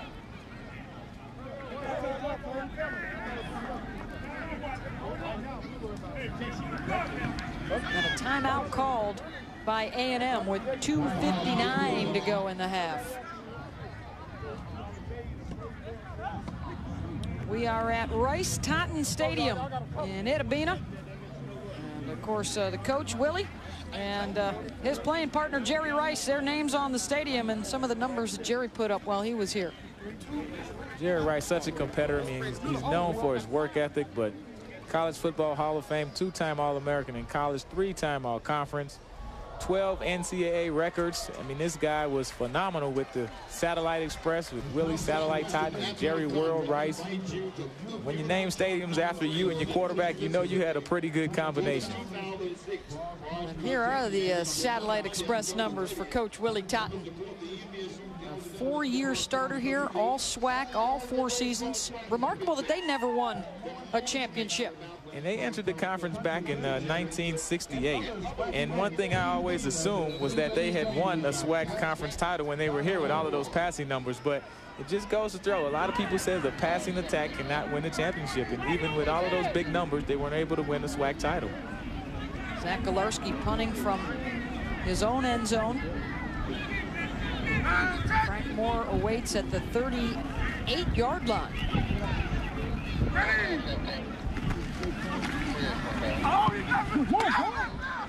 Galarski gets away, a good kick. Moore back into his own territory, and the punt bounces out of bounds at the 48 of Alabama A&M. They'll have 2:50 to work with to try and get some points on the board. Nice kick by Galarski, the freshman from Hawaii. Check out Inside the Polls, presented by Conoco, Monday night on ESPNU at 6 Eastern. Mike Hall, Mike Godfrey, Todd McShay. They'll look back at the week that was and look ahead to the week to come. ESPNU Inside the Polls, presented by Conoco, Monday night at 6 Eastern. For more information, log on to ESPNU.com. Kelsey Luke at quarterback. Tamar Scott is the setback. Play action. Luke completes the pass to Jacques Piant, the 3rd string tailback, and he's got more than enough for the first down to the 32-yard line. Talking with Coach Connors, the offensive coordinator, Jock was one of those guys who said, hey, keep an eye on that big number 33. We may sneak him in there and give him a couple plays or two. Maybe one of those players where they say, hey, this is your 4 or 5 plays, and make good on them. Huge advantage, time of possession for Mississippi Valley State. Jacques Piant, the senior from Tallahassee, Alabama, with their best offensive play of the day so far. Looking in the direction of Thomas Harris. Knocked down and taken away by the Delta Devils. Shaven Johnson with another big defensive play to deflate the Bulldogs. Shaven, I mean, he has the trifecta here. Nobody blocks him, which makes it a little bit easier, but he gets in, gets credit for the sack and also for the fumble recovery. And A&M just can't get anything going. I mean, Kelsey Luke just had the ball slip out of his hand. He had a receiver open. To give Big Jackson credit for getting on, Johnson credit for getting on that football. Luke loses the handle. Mississippi Valley State gets it right back. And they'll go to work with 2:11 to go in the half. Valley getting all of the breaks early in the game.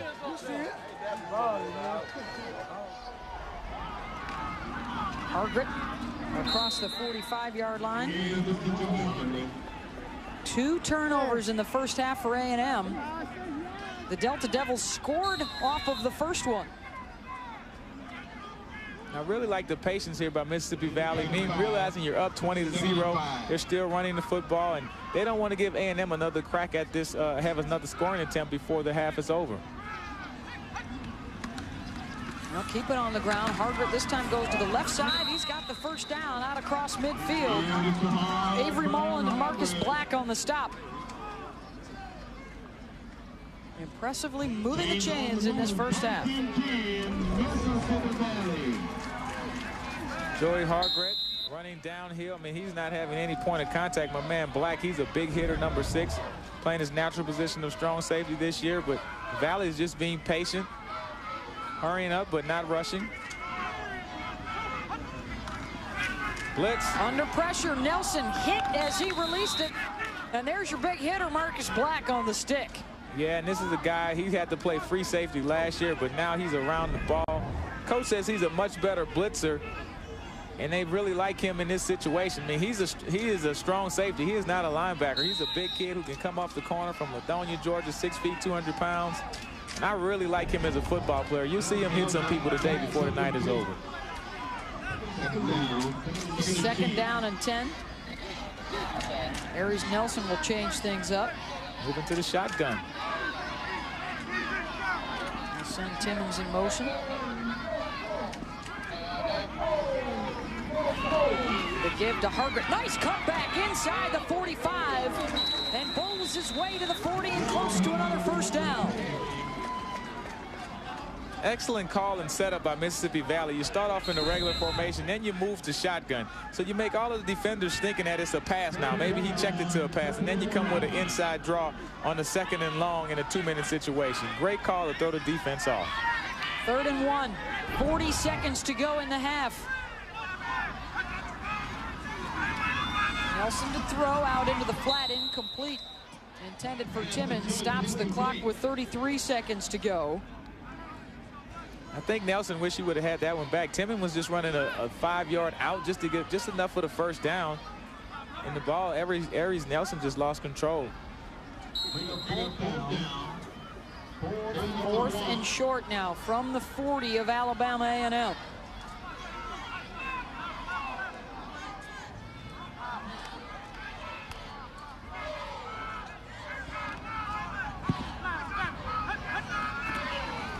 The give. Hargret stuffed. Marcus Black got into the backfield to deny Hargret.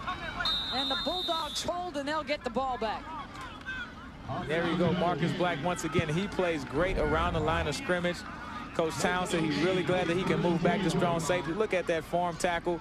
And when he hits you, you'll go backwards. And that's what you want from all tackles, but from a big physical guy like him, and when he makes the stick, I mean, you are tackled and you will know it the next day. And that's a great play on a 4th down, change of possession play.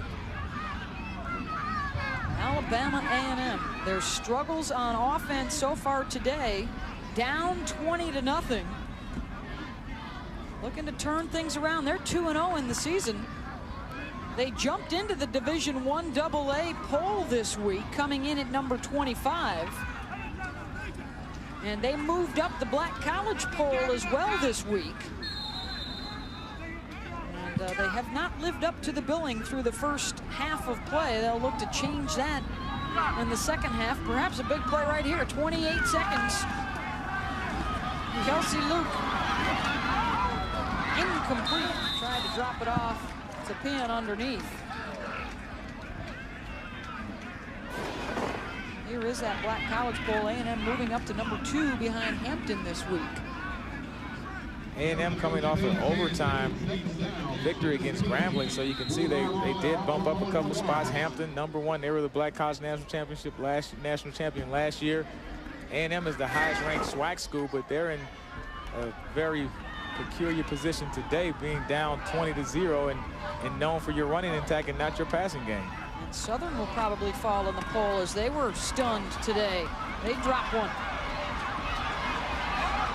Luke looking to Tamar Scott. Stays in bounds out to the 44-yard line. This is tough because Valley is only pass rushing 3 and dropping 8. And I think they're just going to go in the halftime score 20-0. Impressive first half performance for Mississippi Valley State. 20-0 the lead over Alabama A&M. Sports Center U update and sounds from the bands when we come back at halftime.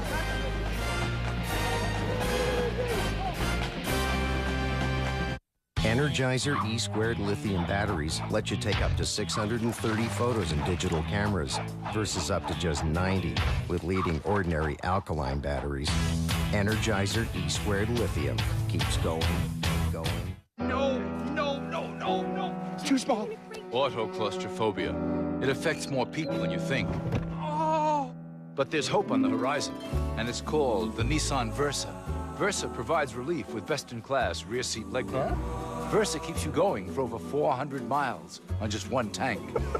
Versa will save the world from autoclaustrophobia, one driver at a time. Ask your Nissan dealer if Versa is right for you. My dad got this special deck. We never have to stain it. Then my dad built this wall all by himself. Then my dad got this, a fire pit. Wow, your dad must be cool. Not really. Don't miss the Home Depot Home Show. Discover hundreds of today's smartest, most innovative ideas for your home. Now you can create a beautiful stack stone look in half the time, and much more. Now at the Home Depot Home Show. No one ever woke up one morning and said, I just want to be an ordinary scientist, or an ordinary writer, or even an ordinary runner. So why the heck would anyone ever say, I just want to be an ordinary investor? At E-Trade Financial, we keep coming up with technology that challenges the ordinary, so investors really can be, well, extraordinary. Saturday. Nothing to complain about, unless you're working, in which case, we hope you're complaining. But cheer up, because it's only 2 days till Porter and the defending champion Steelers face Leftwich and the Jaguars at 8:30. Mississippi Valley State with the lead at the half. The Mississippi Valley State marching music machine under the direction of Michael Torregano out there on the field right now. And there is Michael, giving the fans a treat here at halftime. They had plenty to enjoy in the first half as well. It was all Delta Devils, 20-0 over Alabama A&M, and it couldn't have worked any better according to the Mississippi Valley State game plan. I mean, everything went absolutely perfect. They controlled the time of possession. They scored when they wanted to. The defense played great. I mean, those guys just had a great job. I mean, early on, they started the true freshman, Paul Roberts, and he goes deep to Tyrone Timmons, the All-American candidate. Hey, just give him the ball. Next time, 26, Joey Haggard up the field. No one touches him on the draw play. Finally, Aries Nelson does come into the game, and he knows what to do. Go right back to Tyrone Timmons. He takes it down to the 1-yard line. Little quick option play with the pitch to Carlton Cotton, number 33, and Mississippi Valley 20-0 so far. Had the ball for nearly 10 minutes more than A&M did in that first half, and they held the SWAC's top rushing team in check, and they're enjoying the halftime advantage. Ever been told that broadband is out of reach just because of where you live? Don't believe it. Say hello to high-speed internet by satellite. HughesNet, the #1 choice for satellite internet service in the country. And you can get it right now. So dump your slow dial-up and jump into the high-speed action you've been craving. Faster surfing, faster downloads, instant email access? HughesNet delivers. And it doesn't use a phone line, so missed calls and dialing in are a thing of the past. All you need is a clear view of the southern sky. HughesNet is brought to you by Hughes, the leading provider of satellite communications worldwide. How cool is that? So what are you waiting for? You're done with waiting. Call 1-800-488-2828 now or visit gethughesnet.com and live the high-speed life in no time. HughesNet, bringing broadband to everyone. Call now. You're welcome.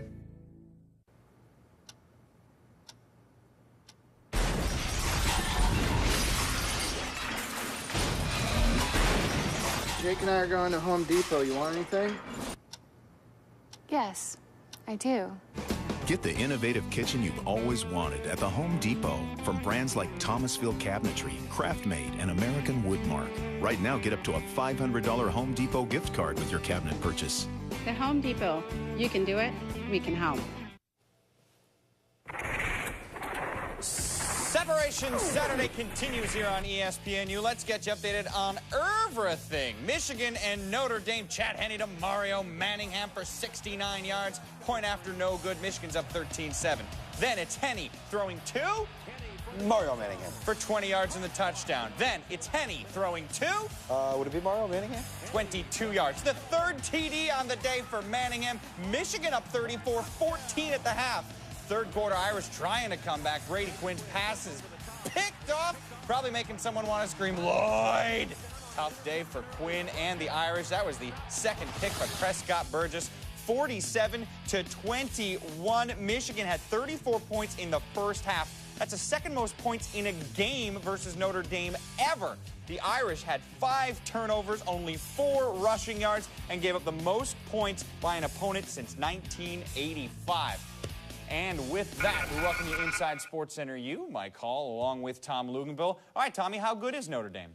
Well, I still think Notre Dame is a good football team. I do not think they're a great football team. This is a team that got exposed a little bit today. One thing they were able to avoid in their first 2 outings were turnovers, and they were able to force turnovers defensively. They did not do that today, coupled with the fact that they couldn't run the ball effectively. The Charlie Weiss offense that we always talk about has so much balance, had no balance today. Too much pressure put on Brady Quinn. They really struggled as a result. I think this is a good football team that not didn't a number 2 team? Not a number 2 team and didn't have things go their way. Michigan played outstanding. And we talked early in the preseason, Michigan was going to be a team that was going to be forced to be reckoned with because nobody was expecting much of them. So a number 2 team goes down. Could we have another top 10 team going down as Clemson takes on FSU in Bowden Bowl VIII?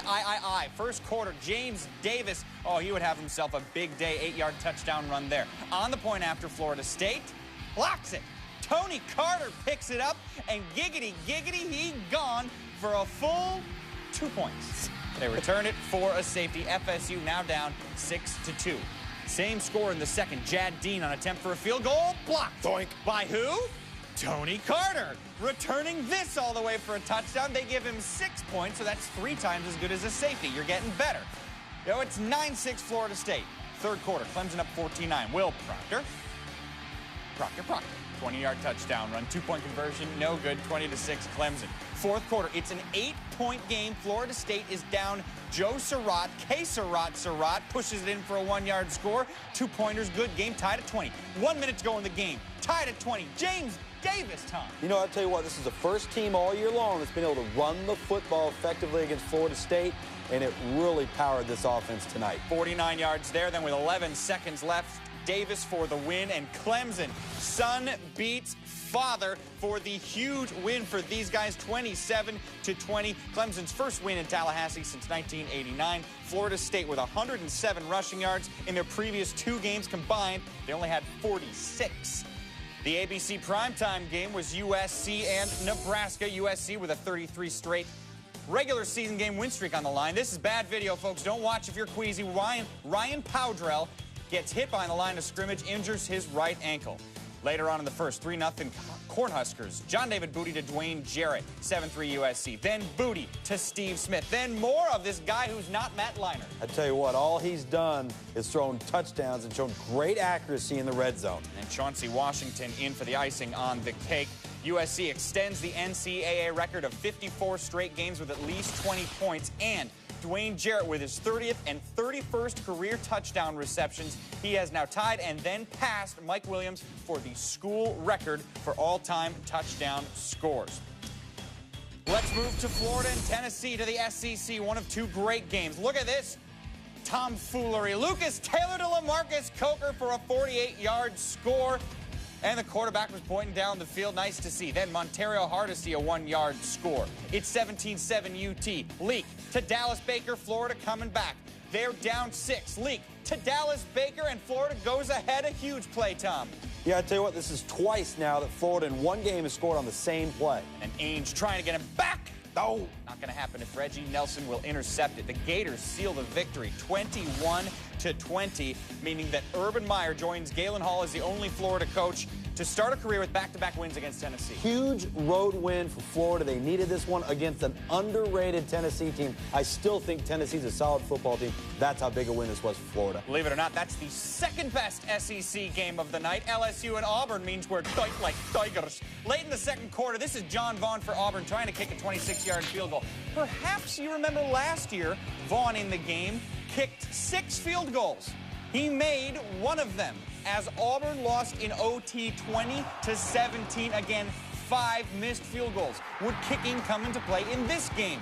Vaughn for his 26-yard field goal attempt against the post. He digs it off, no good. Could this come back to haunt them? 3 seconds left in the half. LSU's turn to kick it. Colt David, no problem. 3-0. LSU Tigers lead at halftime. To the third quarter, Auburn still down 3-zip, third and goal. Brandon Cox sneaks it in. He had a nice game. 7-3 Auburn. 3 seconds left in the game. Jamarcus Russell needs a miracle, but Tom, you've got to throw all the way to the end zone, don't you? You do. Last play of the game here. Give your team a chance and get it in the end zone. Tigers hold on to win and take a huge lead in the SEC West. The last 7 meetings now between these two teams have gone to the home team. How dominant is Auburn, winning 19 of the last 20 SEC games? Well, I think they're certainly dominant. I believe LSU is extremely athletic, well-coached. I'm not so sure they're still not a top maybe 5 to 7 football. Might have even improved their opinion for many people after. No question. Oklahoma and Oregon, this thing was good, a very good game. 1:18 remaining in the fourth. Oregon down 13. Dennis Dixon takes it in for the score. Oregon's now down 6. So the Ducks are going to line up for the kickoff, and watch what happens here. The onside kick goes to about the 48. Was this a good call, Tom? No, they cheated. You're saying they touched it before 10 yards. That's what I'm saying. Or just cheated. That's much more. I like brevity. That's good. Dixon here to Brian Basinger.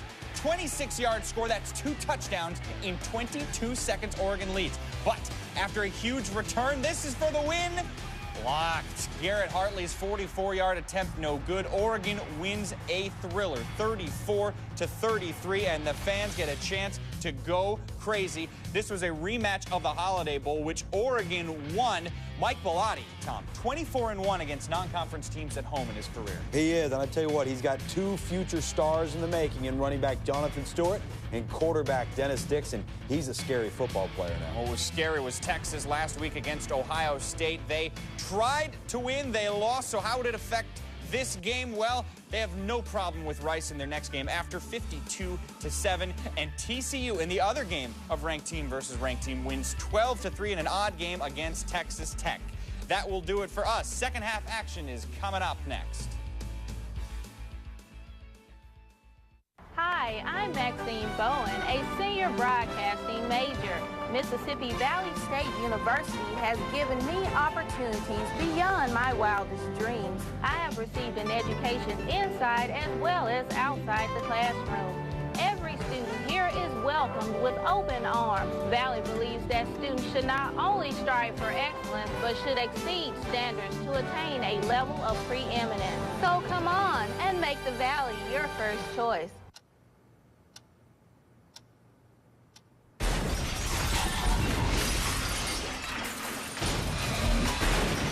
Jake and I are going to Home Depot. You want anything? Yes. I do. Get the innovative kitchen you've always wanted at the Home Depot from brands like Thomasville Cabinetry, Craft-Made, and American Woodmark. Right now, get up to a $500 Home Depot gift card with your cabinet purchase. The Home Depot. You can do it. We can help. Getting set to start the third quarter on ESPNU's college football presented by Citi, and it was a very good half for Willie Totten and the Delta Devils, and he's now standing by. And now joining us is head coach Willie Totten with the 20-0 lead. Eddie? Coach, everything is going to plan just like you told us in the pregame. What do you need to do to continue this domination of A&M? Well, I think what we have to do is stay poised and not give them the big plays. I think we forcing them to do some things that they're not accustomed to doing. They're throwing the football, and we just can't give up the big plays. Are you pleased with your offensive production going with the freshman Roberts and now with Timmons? Well, I think Paul got in and he did a superb job. He did exactly what we asked him to do and not make the mistakes. And he threw a touchdown there, got a lot of confidence. But he don't have any game experience. He got a little winded there and started running around missing his reads.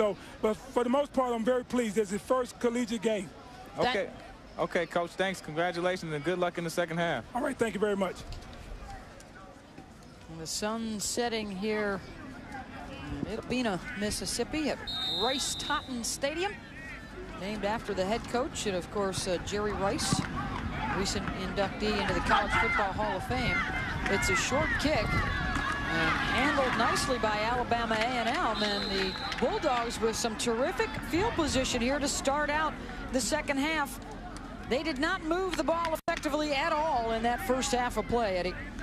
Yeah, I mean, the Bulldogs have to go back to the drawing board. Of course, they're a team that always dominates the time of possession. They always have a great rushing attack. But here, 10 yards rushing in the first half compared to 87. I mean, points off of turnovers. They had the muff punt. Mississippi Valley took advantage. But the biggest thing is the time of possession at 19 minutes and advantage of Valley. That is very uncharacteristic of an A&M team. And the score, 20-0. They have some work to do in the second half. They'll have it 1st and 10 from their own 47. To the air, Luke looking deep, almost intercepted off the fingertips of senior Chris Wilson out of Tampa, Florida. Looking to make the acrobatic play, overthrowing Thomas Harris was Kelsey Luke. Yeah, and Thomas Harris ran a stutter and go, and he couldn't get on top of the defensive back. The ball was a little bit high, and he just couldn't stretch out to get it. But you can see the Mississippi Valley State Delta Devils, I mean, their defense, these guys are really feeling like they can close this game out. I mean, Chris Wilson is making plays, they're diving for balls. The whole defensive front four, and they're just playing extremely tough right now. 2nd and 10. Again, they will go to the air. Luke completes the pass to Kevin Francis in MVSU territory at the 44-yard line. Looks like they'll be a yard short of that first down. Keep in mind that Kelsey Luke is a guy that's a runner and a thrower. So those type of plays is what I'm expecting to see in the second half. Him getting on the edge of the defense and trying to win it with his feet and his arm. Just 3 for 11 in that first half. He came in hitting 63% of his pass attempts through their first 2 games of the year. And they run it up the middle, and it doesn't look like they got it. Clayton McDonald was there, Barron Pullum, and down at the bottom of the stack, guess who? All-American Tyler Knight.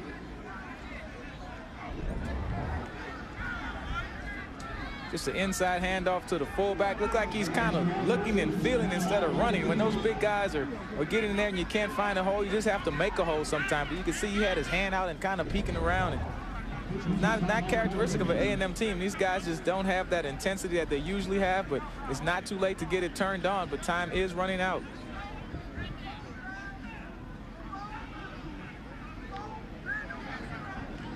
Chains are out on the field, and they are well shy. 4th down. And decision time for Alabama A&M and head coach Anthony Jones. Well, I tell you what they do. They should go for it, in my opinion, because they only have 2 first downs in the whole first half. And so you can't win a ball game with 2 first downs in the first half. You're down 20-0. You're on the road. You have to be aggressive and try to make a play. But big play in the game right here in the early part of the third quarter. Going to rely on those big guys up front to get him this yard. Kelsey Luke follows right behind Christopher Franklin up the middle.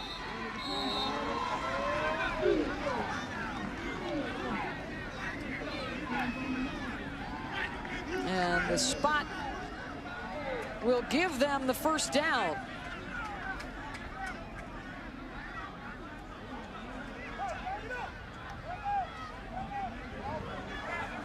Like they're going to try and measure it once again. An official timeout for measurement. The officials will bring out the chains.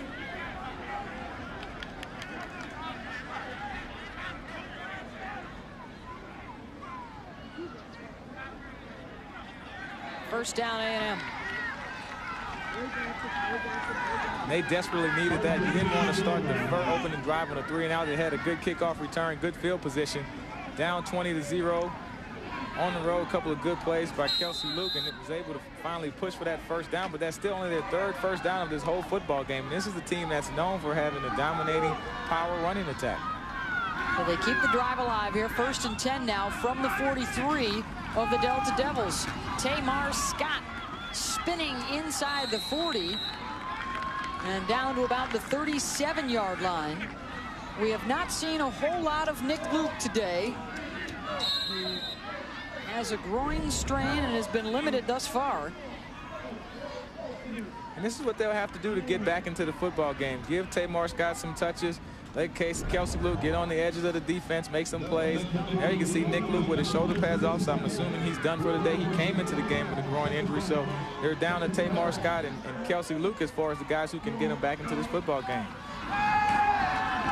Luke through the air, in traffic, completes the pass inside the 20-yard line to Travis O'Neal. Triple coverage, no problem for Kelsey Luke. Hey, Will, y'all can't see the defensive end holding.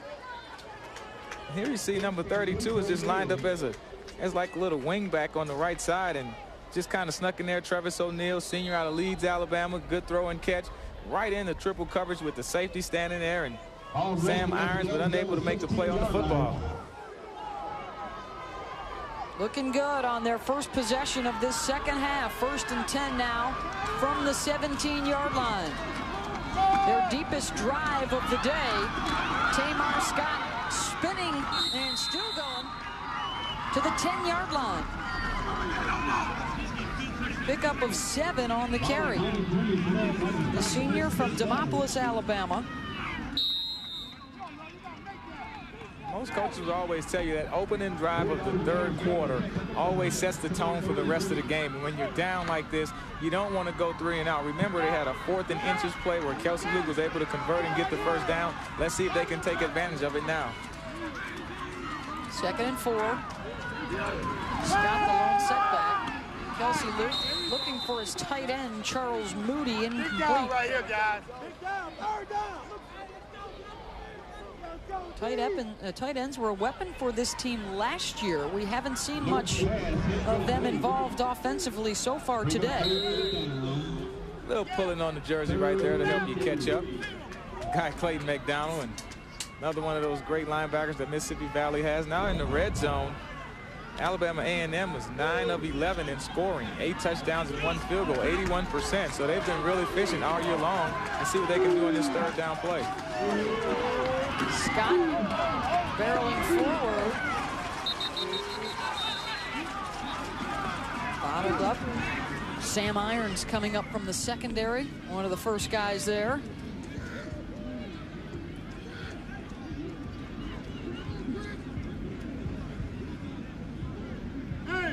Check out the spot. Once again, it's right near the marker. They had about the 7-yard line, so they will bring it on for the measurement. Giving the chain crew some exercise today, a little air time. Their 3rd time out on this drive. They may need to hit the Gatorade after this drive. Alabama A&M. Yard shy of the first down. So for the 2nd time in this possession, they've got a 4th and 1 coming up They made it the first time.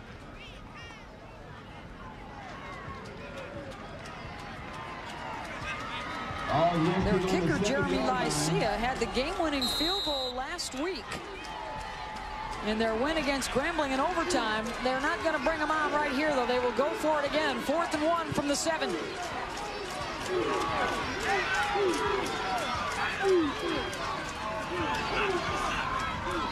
Kelsey Luke under center.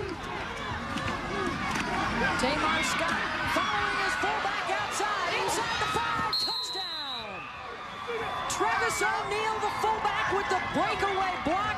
And Tamar Scott is into the end zone. 2 gutsy calls by Coach Jones. 2 4th down conversions. The second one for a touchdown. Tamar Scott following the big fullback. Oh, looked like he has a handful of jerseys, but the referee doesn't call it. Orthel Edwards was trying to make a play on the running back, but give big Travis O'Neal credit for making that block on the edge to spring Tamar Scott for the touchdown. First possession of the second half. And Alabama A&M can only put 6 on. They missed the extra point. Both sides have now missed a PAT today. But the Bulldogs picking up some momentum and some points on the run from Tamar Scott.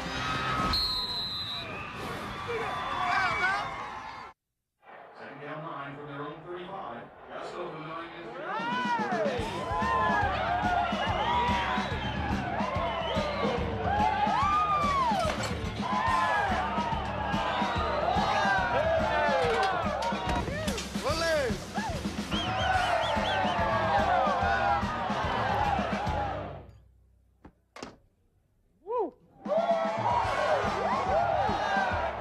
Wild Wings. You have to be here. Can't get gas for a buck, You can't even get a cup of coffee for a buck. but you can get $1 million abs for a buck. Ab Lounge is the new gold standard in abdominal exercise. And now you can try the Ab Lounge XL system for a full 30 days with free shipping and handling on delivery. Not for the usual $14.95, but for just $1. Crunches are obsolete. Ab Lounge XL's jackknife gets you up off the floor, stretching beyond 180 degrees for ultimate results. When people ask me if the Ab Lounge works, I tell them it's amazing. It got rid of my pot belly. If it can do that, it can do anything. Ab Lounge XL is built with club quality features and stores just about anywhere. Call now to try Ab Lounge XL, including Ab Blasting DVD, Healthy Eating Guide, 2-week Jumpstart Program, and aerobic workout for 30 days for just $1.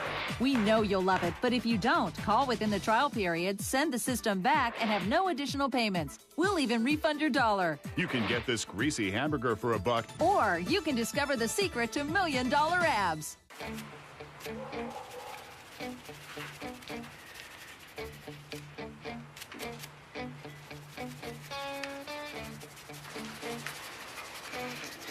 Honey, I think I found the problem. Want an easy way to keep your engine clean? Use Conoco Phillips 66 and 76 Quality Pro Clean gasolines. They meet the tough top-tier standard developed by BMW, Honda, GM, and Toyota to help keep your engine running its best. Conoco Phillips 66 and 76. Life happens between empty and full.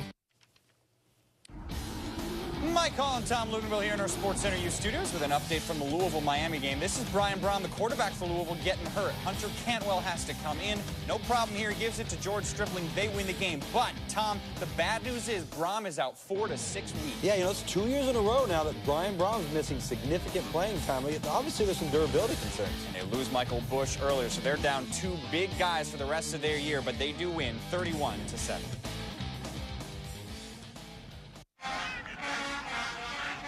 Back here on ESPN News, college football presented by City. Alabama A&M gets on the board. Tamar Scott, a 6-yard touchdown run on 4th down for the Bulldogs. 10 plays and 53 yards, and they desperately needed that scoring drive. They were set up nice on the kickoff return, but they had 2 4th down conversions. The second one, which went for the touchdown. Tamar Scott's first on the year. That was by far their most impressive offensive possession of the night. And now the Delta Devils will bring it out of the end zone. Now to the 23-yard line. That was Marvin Rollins on the return. David Gaines on the tackle. First opportunity now with the football in the second half for Mississippi Valley State.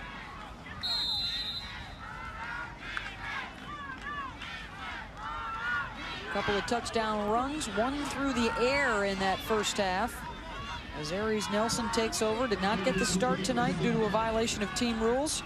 Paul Roberts did a terrific job handling the offense in the first quarter, and then Nelson came on in the second quarter. How will they respond to the impressive drive from A&M? Stumbling forward as Joey Hargret picked up a yard, 2nd and long.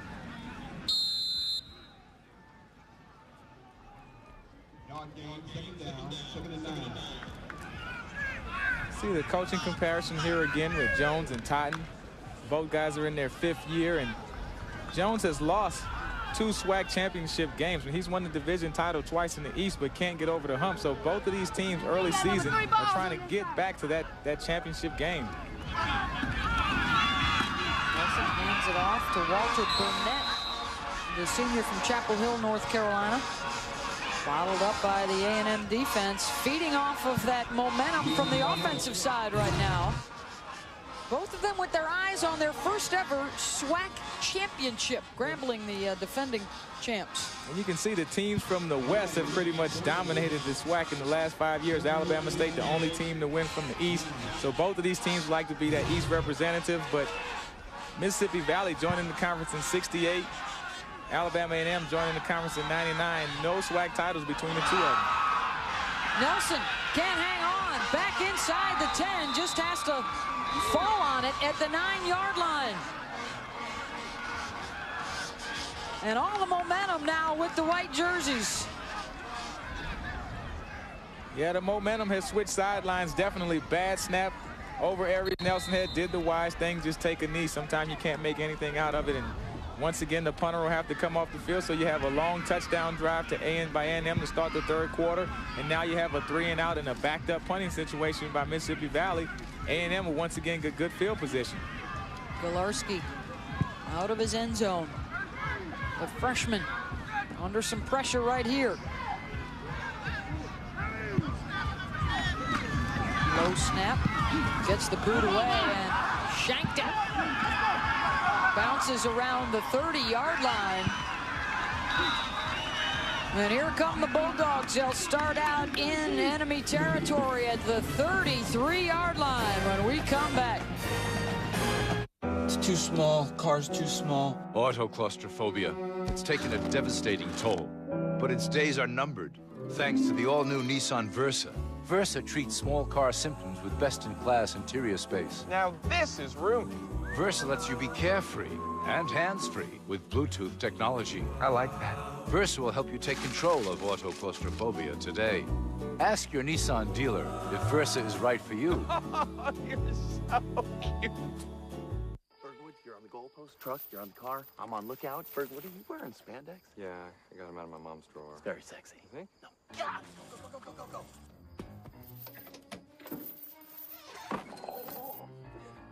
This is gonna look great in my yard.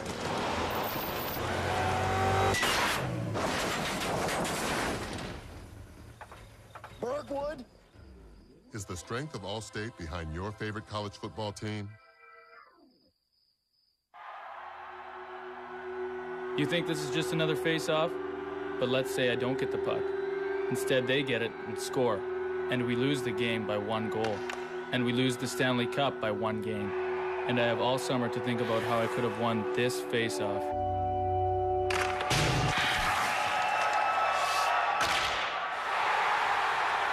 NHL 2007. Rated E10 for ages 10 and up. EA Sports. It's in the game. Second down 9 from their own 35. Just over 9 minutes to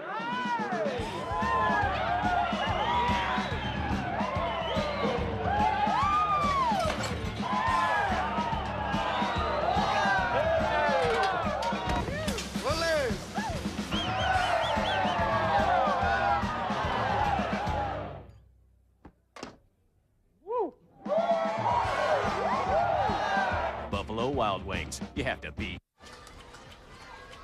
Back at Mississippi Valley State, the Delta Devils with the lead, but the Bulldogs of Alabama A&M in great shape for Anthony Jones, looking to turn things around here in the second half. Yeah, and Coach Jones, I mean, he's just been Very accomplished coach. Started off at Morehouse College as their head coach. Been here coming on his 5th year. 2 SWAC East Division titles. Also played with the Redskins. The big tight end was on that championship team with Doug Williams, another SWAC player, and Coach Joe Gibbs. Had a big game with the Dallas Cowboys this weekend. Kelsey Luke on the run. First down and more inside the 20. Cut down at the 15-yard line. 1st and 10 Bulldogs. They score on their first possession of the second half, converting 2 4th downs, and they're on the move again. And this is what I'm expecting out of Kelsey Luke going into the 3rd quarter and the rest of this game. He's looking at this as a running back. When he comes out of the backfield, that ball is tucked under his arms. He's not trying to pass. It's almost like a quarterback sweep. But he's a running back once he gets the ball. When he gets an open field, you have to treat him like a runner. This guy had a couple hundred yards last year in rushing, 8 touchdowns on the ground. Very effective on the ground and in the air. 18 yards on the pickup for Kelsey Luke. Rolling out, throwing across his body into the end zone, incomplete. Led Kevin Francis a bit too much. 234 rushing yards per game through their first 2 games and just 28 so far tonight. Have to give a lot of credit to Mississippi Valley and their defense. A&M uncharacteristically came out passing the ball a lot, but still, Mississippi Valley is playing some great defense tonight. 2nd down and 10 from the 15-yard line.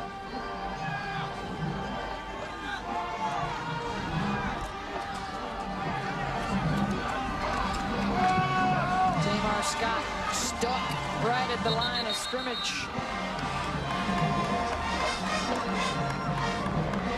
Delta Devil defense trying to tighten up a little bit here. Tyler Knight, Clayton McDonald on the tackle.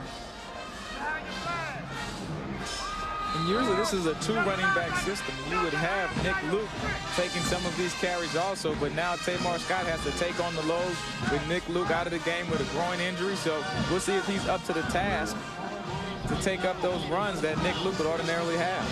3rd and 9 now from the 14-yard line after a 1-yard pickup. Luke looking to the end zone. 2 guys in the same spot, and it falls incomplete. They drew an awful lot of defenders over there. And it'll bring up 4th down. Yeah, Kevin Francis and Thomas Harris both running corner routes. Just real crowded.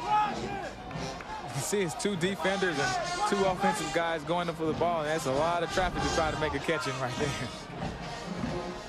So the Bulldogs will go for the field goal here. Jeremy Lycia.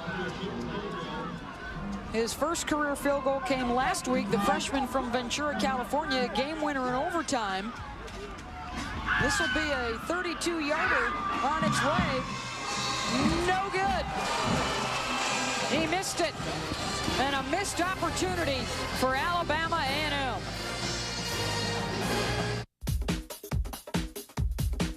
Sportsmanship and integrity. Dedicated fans. A commitment to excellence. Historic rivalries. Time-honored traditions. Prominent institutions of higher learning. A commitment to the community. Courage and perseverance. On the field. And off the field achievements. Individually and collectively, we are the SWAC. We are the SWAC.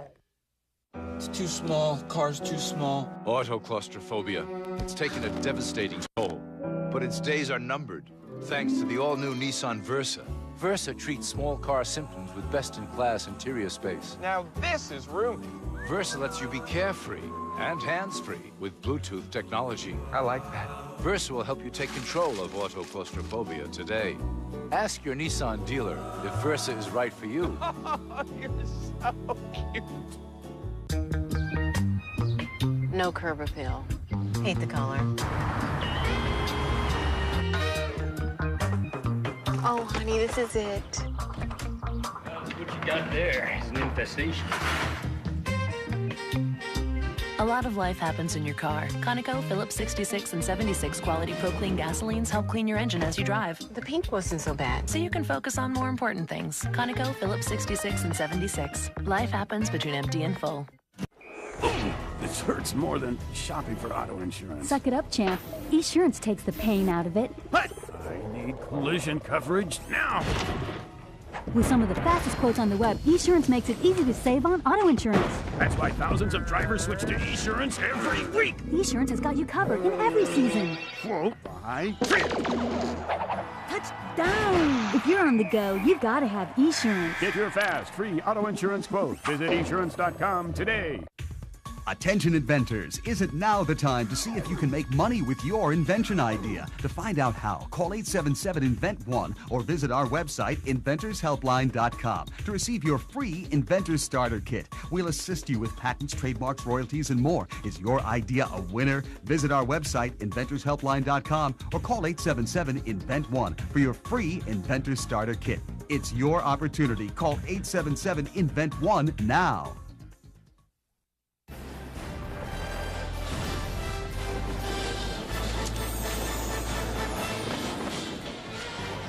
Rice-Totten Stadium in Itta, Mississippi. Mississippi Valley State leading Alabama A&M 20-6 here in the third quarter.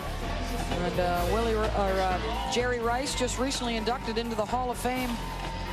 College football. He's been busy, though, doing some other things as he expands his horizons. Dancing with the Stars recently, Eddie. Good moves by Jerry. I called and voted for him that night. I remember that.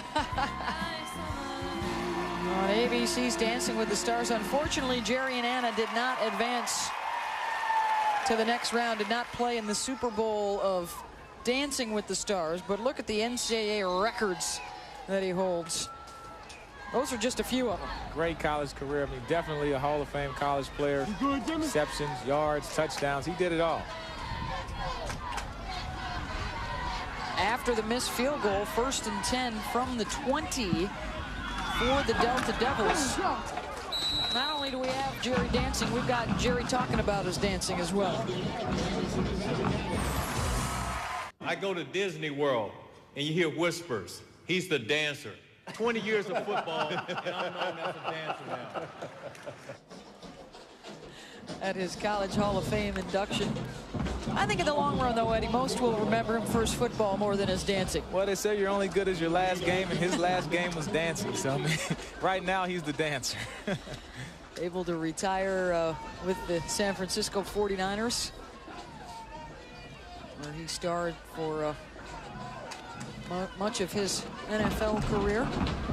Bouncing to the outside is Carlton Cotton, cut down at the 34-yard line. But that'll be enough for the first down.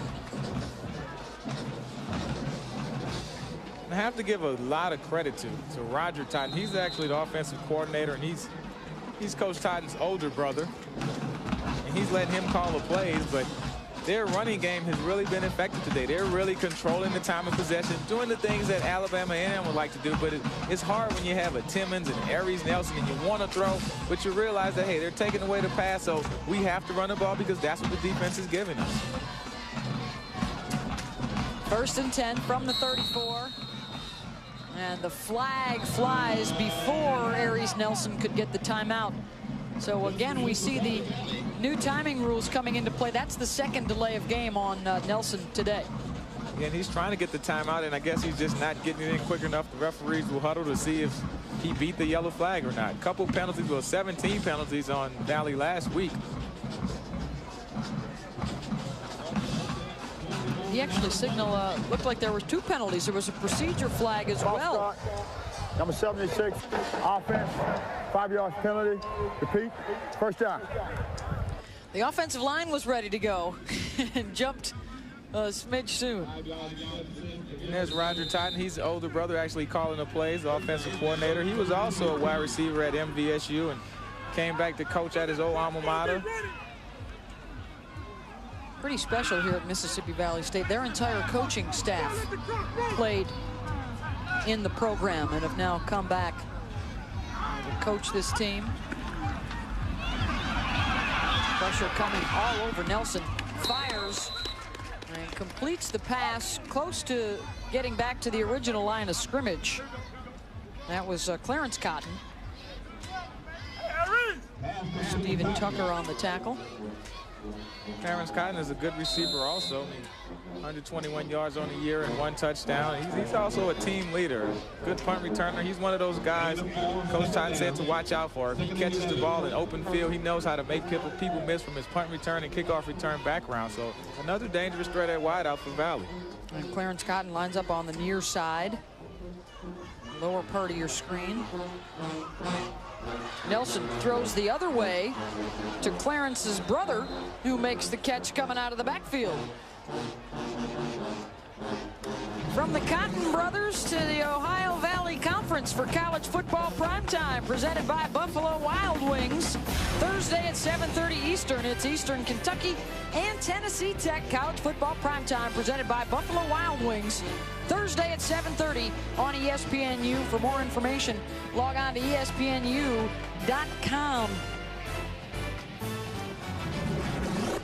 Got to start up the Cotton.com website for these guys. They're getting a lot of activity here tonight. It's a lot of cotton in the Delta, you can believe that. Nelson steps up, releases, and almost intercepted. Marcus Black had a beat on it. Marcus Black, known as a physical defensive back, has already put pressure on the quarterback, had a lot of big hits, some third down stops, but here, showing off the cover skills on Timmons. Timmons beat him for 1 touchdown, but he wins this play and almost gets the interception. Well, that'll bring up a 4th down. Ball thrown a little behind Timmons, but good closing speed by Black. I really like him as a football player, a tough physical guy, and can cover. Got a new punter coming on. It's Dennis Miller, listed as a wide receiver on the Valley roster.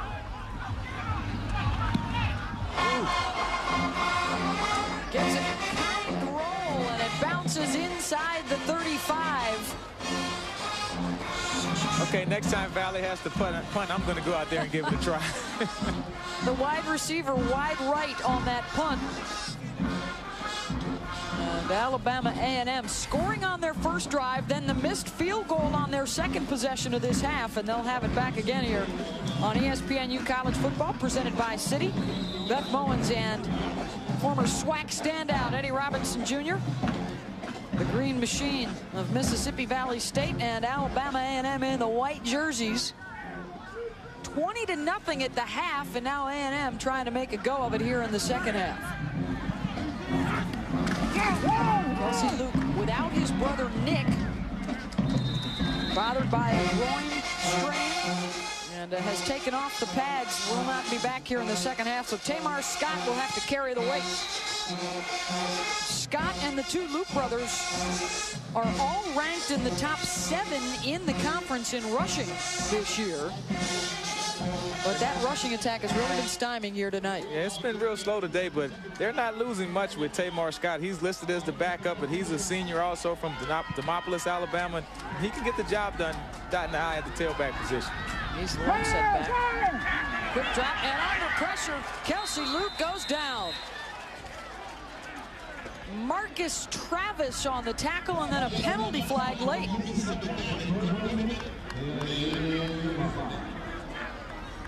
Late flag on the play. We'll have to see what this is. Boy, Kelsey Luke had no time at all. A 3-step drop, he has to get the ball out of his hand. And apparently Mr. Travis got a piece of Kelsey Luke's face mask on the tackle.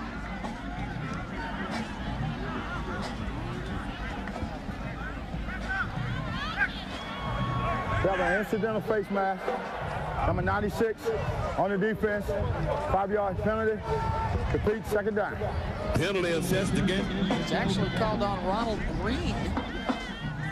And that's a tough break because they had a sack on this play, and they could have had him in a 3rd and long situation. But now with the face mask, they repeat second down.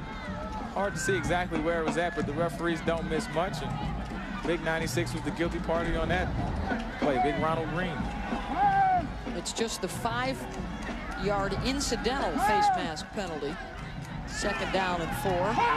Luke trying to run away from Travis once again, incomplete.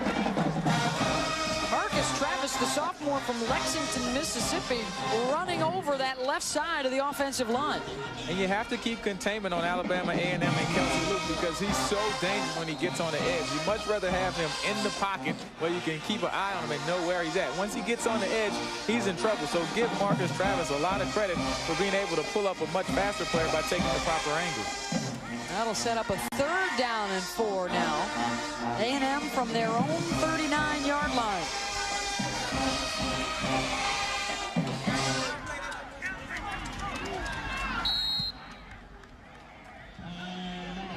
Timeout called by Kelsey Luke as the play clock was winding down. Both teams have a little trouble getting back to the line of scrimmage and getting the next play and burning very crucial timeouts, and especially for A&M because they're down 20-6 with 2 minutes and 10 seconds, 11 seconds left in the 3rd quarter, so they can't afford to burn those timeouts because they may need them going down the stretch. So important in the second half for Alabama A&M, and here's the reason why. They are a team on the rise with championship aspirations, looking to go to the Division I AA playoffs. They're into the national poll this week at number 25. They're number 2 on the Black College poll, but trailing here tonight. And after knocking off Grambling in an overtime victory, I mean, they had 2 really close wins early on, but you'd rather take those close wins in a close loss. But Coach Jones really has this team poised. I mean, they were the defending Eastern Division champs, so they were expected to win the East. But now running up against the Mississippi Valley on the road, always tough to win on the road. They find themselves down 20-6, and they have to scramble to make something happen. The 2 preseason favorites in the East Division. The SWAC championship game will be December 16th at Legion Field in Birmingham, Alabama this year. And A&M 1 for 9 tonight on 3rd down conversions against this Delta Devil defense. They got a 3rd and 4 right here. Pressure coming off the edge. Luke gets the pass away. Incomplete. And a penalty flag thrown on Orthel Edwards, who had the coverage on Kevin Francis. Very aggressive penalty flag. I mean, that deep back judge, he riled up and threw that flag a long way, but good coverage going down the field, just some contact. Looks like it may be on the defense. We have to see what they call. Here's your pass interference.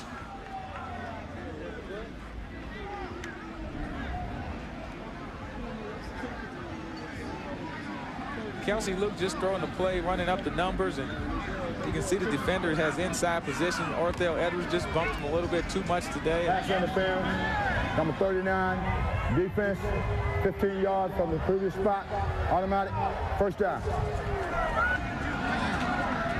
You've had a defensive pass plays in your career. That one looked like that was pretty good coverage. Looked pretty good. I mean, he got his head around. He was running stride for stride. The referee, of course, he can see it a little better than us.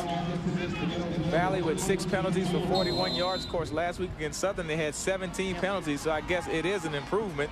Not where the coach would like it. And the coaches want 0 penalties, but from 17 to 6, I think they're doing a little better. Mississippi Valley State trying to end a 10-game skid. They've lost 10 in a row to Alabama A&M. Tamar Scott breaks free of 1 tackler inside the 35, and he's got the 1st down.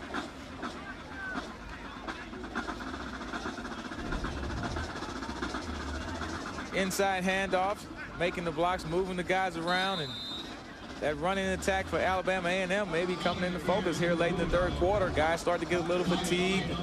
Big offensive lineman from A&M, they're strong up the middle with Johnson, Franklin, and Smith. Those guys, I mean, Johnson was a 2nd-team All-SWAC guy last year, preseason All-SWAC this year, so look for Tamar Scott to get going. I mean, they're still in a position where they can run and pass. It's not a panic situation so far. 1st and 10 from the 34. Kelsey Luke on the rollout, incomplete, looking for Francis.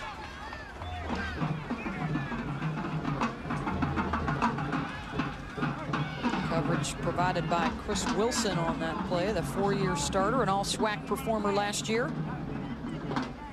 The senior. One of the reasons why both these teams have such high expectations this year, a lot of starters returning, a lot of seniors playing on both sides of the ball.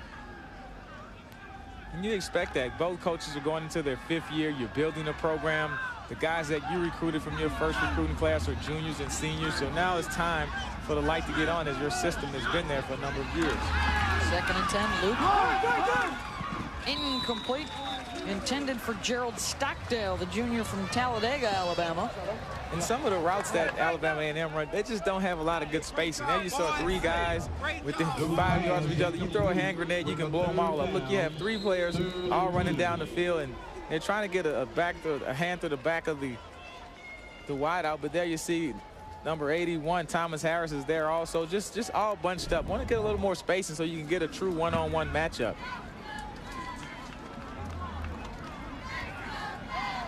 They'll break the huddle here on 3rd and 10. Another timeout. Crucial situations. With the new timing rules, it seems like we've seen less and less difficulty after the first week to the second week, and you would think the problems would be solved here in week 3, but both sides have struggled a bit with it. Well, ESPN News Inside the Polls, presented by Conoco, breaks down the new college football polls each Monday at 6 Eastern. Mike Hall, Mike Godfrey, Todd McShay look back at the week that was and the week ahead in college football. ESPNU Inside the Polls, presented by Conoco, Monday at 6 Eastern. For more information, log on to ESPNU.com. I wonder if they'll start putting our Saturday night trivia questions on ESPNU.com. We had the Blues, the Mississippi Blues singers in the first half. It was a good one with B.B. King and, of course, his guitar, Lucille. From Etta Bena, Mississippi, here where Mississippi Valley is located. Some of the all-time greats from this area, Muddy Waters.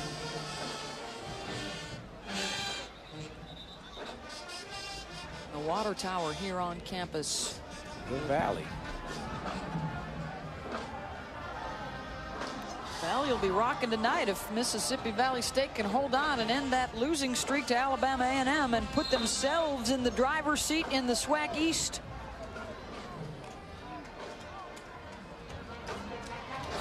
Six-win season a year ago, their best in 10 years. Looking to build on that this year. The pitch, Luke to Scott. Talk about handling your responsibilities and staying disciplined. Jerry Morris did just that, stuck with the pitch man and made the tackle. That play looked like it had legs when it first started as they did a reverse pivot with the option, but you can see the speed from Mississippi Valley State's defense, and they just outran everybody. Here's the reverse option. Look, there's nobody out there on the edge, but now watch the team speed of Mississippi Valley. He plays the quarterback and then goes to the pitch. Great play there by Sam Irons, just to buy time. And another 4th down attempt by A&M. Irons held up the play. Morris came in to help it out. It's 4th and 8. Luke fires, caught near the 1st down marker. They are 2 for 2 on 4th down conversions tonight.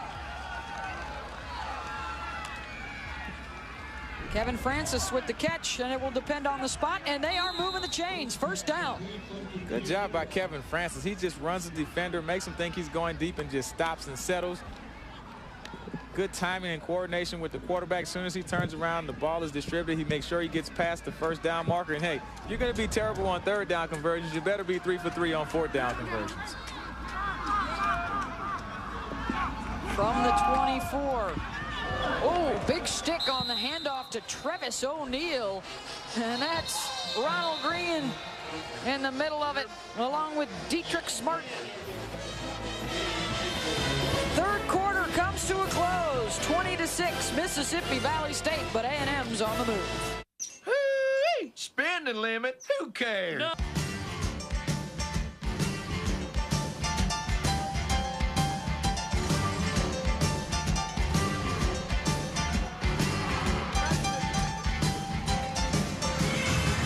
Plenty of action here at Rice-Totten Stadium in Etta Bena, Mississippi. As we move to the 4th quarter, Mississippi Valley State leading Alabama A&M 20-6. Mississippi Valley State with 26 minutes of possession But it's been a little different story here in the second half as the Bulldogs have controlled much of the ball. And are now on the move again after another 4th down conversion. Kelsey Luke sprung by a nice block inside the 15-yard line. I believe it was Tamar Scott who took out the outside linebacker Clayton McDonald to open it up. And that's a design quarterback run. It's hard to stop a quarterback when you have an extra running back in the backfield. You're not supposed to have a lead blocker, but you can tell. See, the lead blocker is coming around. Quarterback just take 1 step and tucks it under his hand like he's a running back. 29, Tamar Scott, great block. You know, tailbacks, a lot of them don't like to block, but he goes in there and ducks his head, gets a great block to spring the quarterback, gets him on the edge. He's Mr. Everything today, especially with Nick Luke not playing. He's had some good carries, has a touchdown, and makes a block to spring the quarterback on that situation. 10 carries, 36 yards for Tamar Scott. Kelsey Luke, that was his 8th carry of the night. Going to be just shy of that 1st down marker. Coach Jones, in talking about Kelsey Luke, his quarterback, he says the difference between this year and last year is he's able to take the game under his wing and pretty much take over. I mean, last week he distributed the ball, I think, to 9 different receivers, so he's learning that part of the passing game. But just from a running back standpoint, his ability to run and get on the edge, he's not afraid to pull the ball down, get the 1st down, take the tough hit, and put the game in his own hands. And I think that's a really big difference in this game today because they've been struggling mightily in the first half. And in the second half, you can see he's just making plays with his feet, with his arms, whatever he has to do.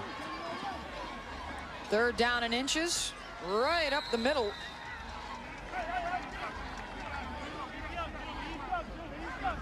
Once again, Kelsey Luke calling his own number. I'm just going to do it myself.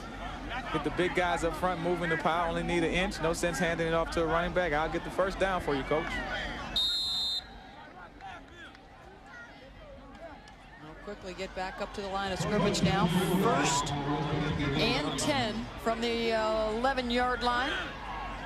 And the ball comes loose on the snap. A&M gets it back. I believe Luke was able to hang on.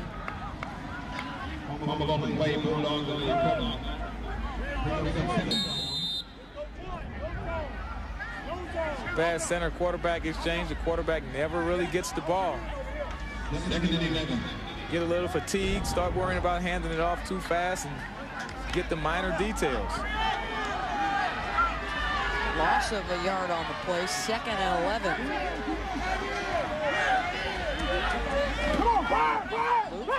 Luke right now running left.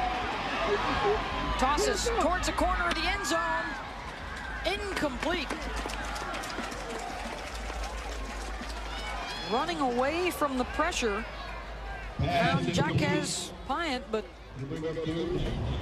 no connection out of bounds in the end zone. I mean, number 99, Barron Pullum. Look at the closing speed as he comes from the backside. 4 guys surrounding Kelsey Luke. And so many times it looks as though he has something on the outside. You see nobody in the picture, then all of a sudden there's 4 green jerseys that come out of nowhere. These guys are really running to the ball. They're playing hard, showing a lot of team speed and great coverage on the back, and also as he tries to go in the back deep corner of the end zone. There's Barron Pullum, only 240 pounds defensive end, but a lot of speed and some great pass rush ability.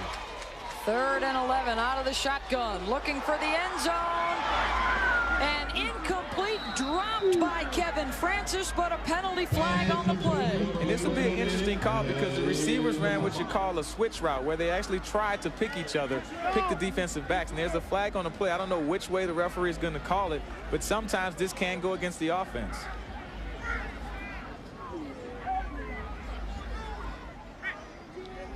And it will go against the defense.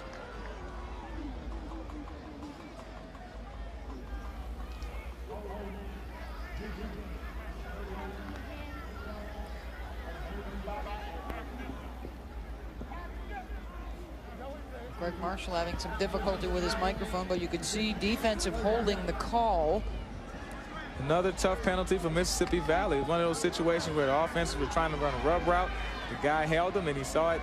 That it was the penalty on the defense with Valley. But he should have caught this play because this would have been the touchdown with that penalty being on the defense. Instead, it's 1st and goal now. Kelsey Luke batted up up into the air, incomplete. Sam Irons again with some pressure. Got a hand on it.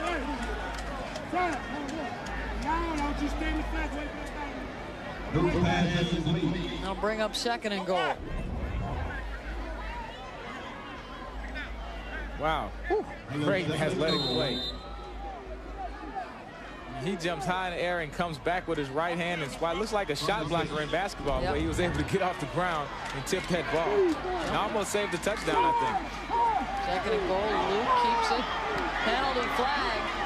Luke run out of bounds inside the 5.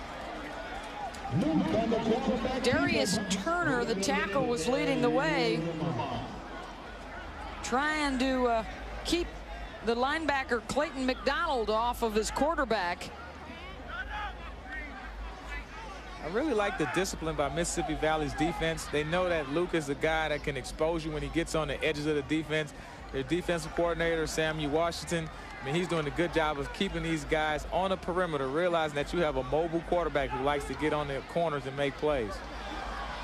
Oh, the penalty will go against the Delta Devils. Playing with a little extra incentive today, their defensive coordinator, Sam Washington. Holding, number 43 on the defense. Half a distance to the holding against the Delta. So it will be against McDonald, but Sam Washington there in the cap was in the hospital last night. Got cleared to come and be on the sidelines today. And that was a real tough situation. Of course, everyone was worried about him. He's, of course, played at Mississippi Valley also and played professionally with the Pittsburgh Steelers for a couple years. Has his defense playing well. They've only given up 6 points so far, but once again, A&M is knocking at the door. Alabama A&M calls a timeout here. Early in the 4th quarter, that is the last timeout for the Bulldogs. They trail at 20-6, but have it inside the 5-yard line, 1st and goal. Log on to your new online source for all things college sports. It's ESPNU.com, a brand new online service with all college sports content from ESPN. The latest news, scores, video and audio highlights, podcasts, live streaming, and much more. Log on to ESPNU.com today.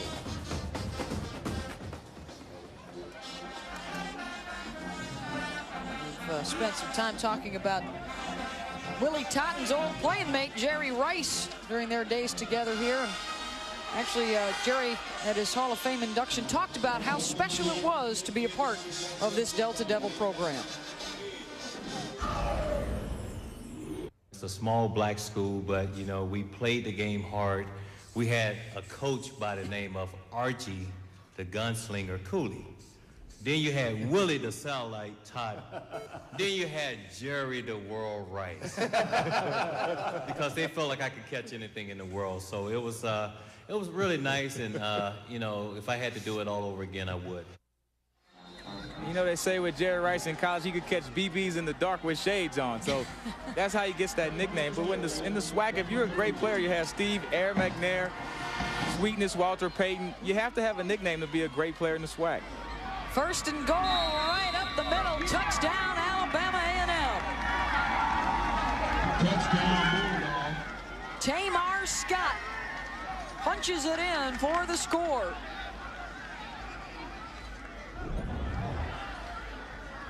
Just hard-nosed football. Follow your fullback, follow your offensive lineman. You can see that they're just pushing straight ahead. Big Travis O'Neal with the lead block, and now we have a ball game. Another drive kept alive by a 4th down conversion, and they put points on the board. The extra point is good, and Alabama A&M down 20-zip at the half. All right, back in it, down by a touchdown as Scott bowls his way into the end zone.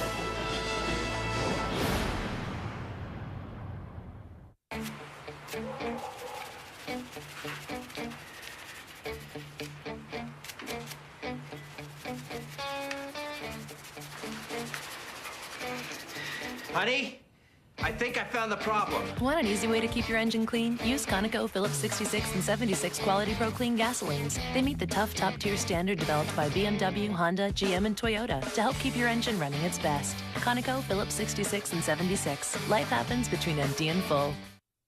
Second down 9 from their own 35. Just over the 9 is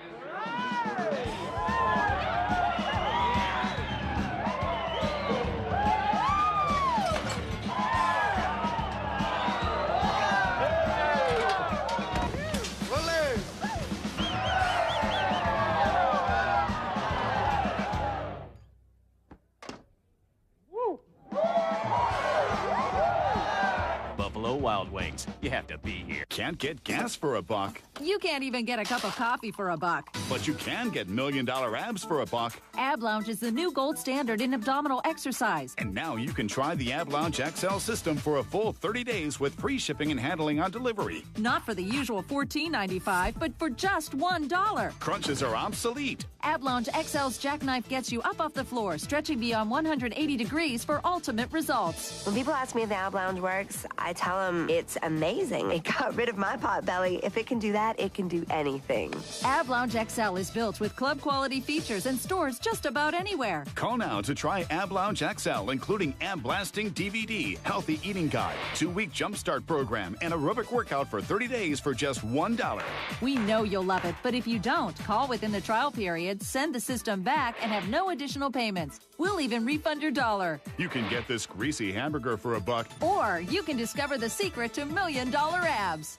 Wow, I can't believe we're really going to meet Casey King. There he is. I wonder what he's like. I must be dreaming.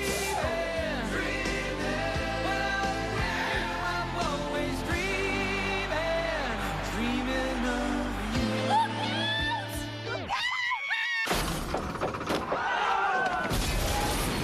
you. Now would be a good time to have accident forgiveness. Part of Allstate Your Choice Auto I'm Insurance. super sorry about your car. Are you in good hands?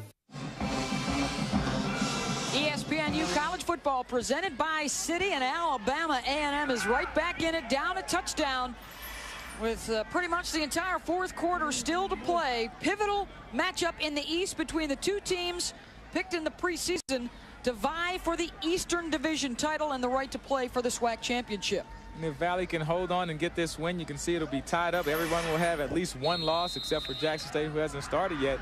But it's very important for Valley to try to hold on here so they can have a chance to compete for this East title. They look like world beaters in the first half, and it is completely turned around here coming out of the locker room. They'll look to get some electricity out of the special teams. And the Delta Devils will start out close to their 35-yard line. Alabama A&M 3 for 3 on fourth down conversions, leading to their 2 touchdown scores here in the second half. Yeah, 14 plays, 67 yards. The biggest thing about this drive, in my opinion, is that you had all of the penalties by Mississippi Valley to help them out. You had 2 holding penalties to give them first downs, a face mask penalty. Just those simple mistakes are keeping the drive going, and then the fourth down conversions, they converted on the 4th and 8. So A&M are making the necessary plays in tough situations in the third quarter and fourth and second half. Tamar Scott, his first 2 rushing touchdowns of the season, and now it's MVSU going to work. Aries Nelson drops it off underneath. Catch is made by David Charles, the fullback, for a gain of 3. Al Donaldson in on the tackle along with Justin Harper.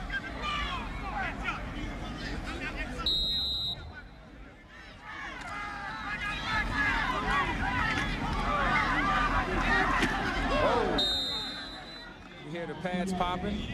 Look like some friendly fire also. The A&M guys may have hit each other. They are bringing it here in the second half as the momentum has totally shifted to the other side of the field. 2nd and 7. Keeper for Nelson. He's got a good block in front. First down and more across midfield. And steps out of bounds at the A&M 47-yard line. Showing us some of the skills that made him the SWAC preseason Offensive Player of the Year. A design quarterback keeper here. He gets around the corner, and Nelson is also a guy who can do a lot on the edge. You see Calvin Woods with the block downfield, number 6. And I think it's a situation where Mr. Nelson is going to have to take over this football game. I mean, 20 points may not be enough to win this game. They scored 20 in the first half. Real quiet here in the third and fourth quarter. The senior from Cleveland, Mississippi. Tyrone Timmons in motion. Handoff goes to Hargret. Nothing doing. Justin Harper all over him in the backfield. Lost a couple on the play. 13 unanswered points by A&M. It's important for Valley to come here and get some continuity on offense. I mean, they're doing a good job running the ball, but they're known for their passing attack. So at some point, you're expecting them to make another big play like they did in the first half with Timmons. But right now, they're just being real patient, running the ball, and they'll take their shots when they feel like they have the opportunity. Loss of 2 on the play, back to the 49-yard line, 2nd and 12.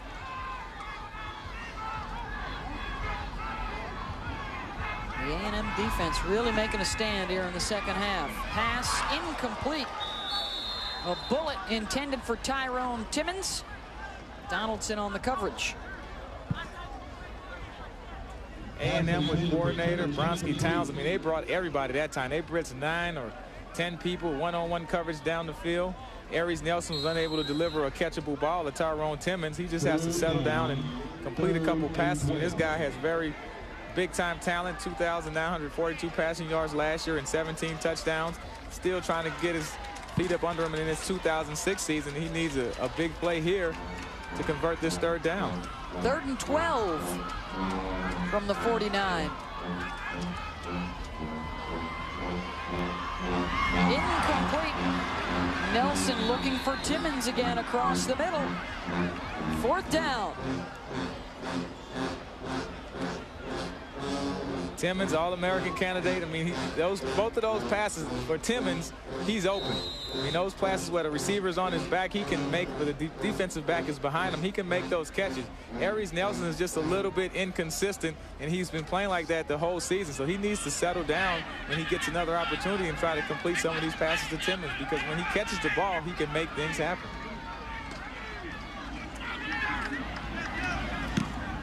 Punt is away. It's a good one. Will land inside the 10 and scoot into the end zone. Touchback. A&M ball on the 20.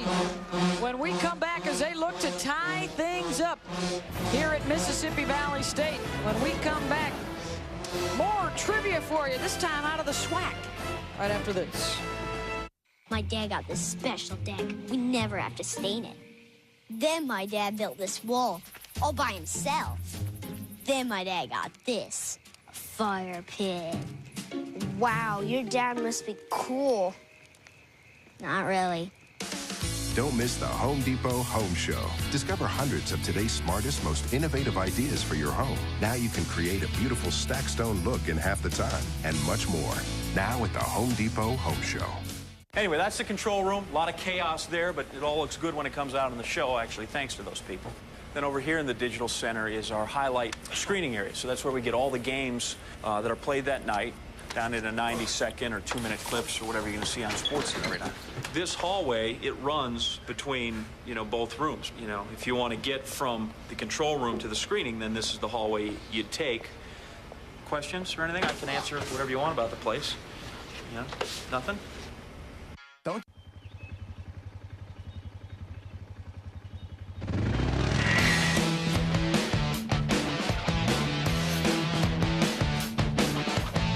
From a past paved in victory comes a future filled with glory.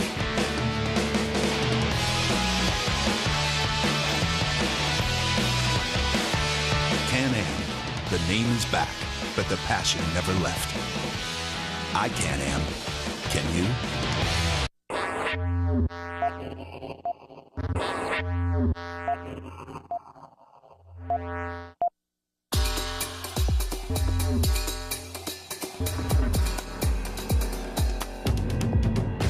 On December 17th, Range Rover Sport experienced rush hour 200 feet beneath Tokyo. See how at LandRoverUSA.com. Designed for the extraordinary, the Range Rover Sport by Land Rover. Rice Tatton Stadium, Mississippi Valley State clinging to the 2013 lead, but it's been all A&M so far in the second half. And here's our SWAC trivia for you. What former Alabama A&M student defeated Clay Aiken on American Idol? Alabama A&M attendee with some good chops, obviously. That's a tough one. For all you American Idol watchers out there. Alabama A&M with the football. 1st and 10 from their own 20-yard line. They've scored on 2 of their 3 possessions in the second half. The other one ended up in a missed field goal. And our trivia answer, former Alabama A&M student, Ruben Studdard.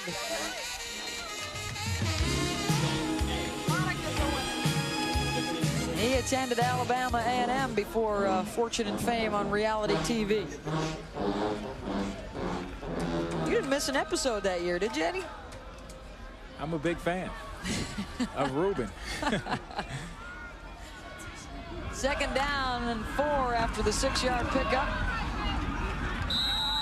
The give is to Tamar Scott.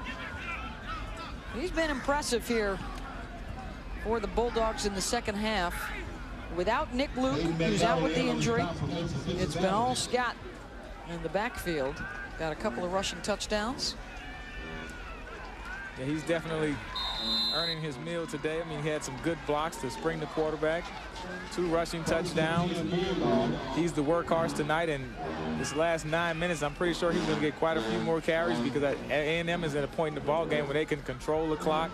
They can play field position, ball control, and let that running game wear down his Valley defense. 1st and 10 now from the 30. Scott again. Big hole off the left side. Good tackle.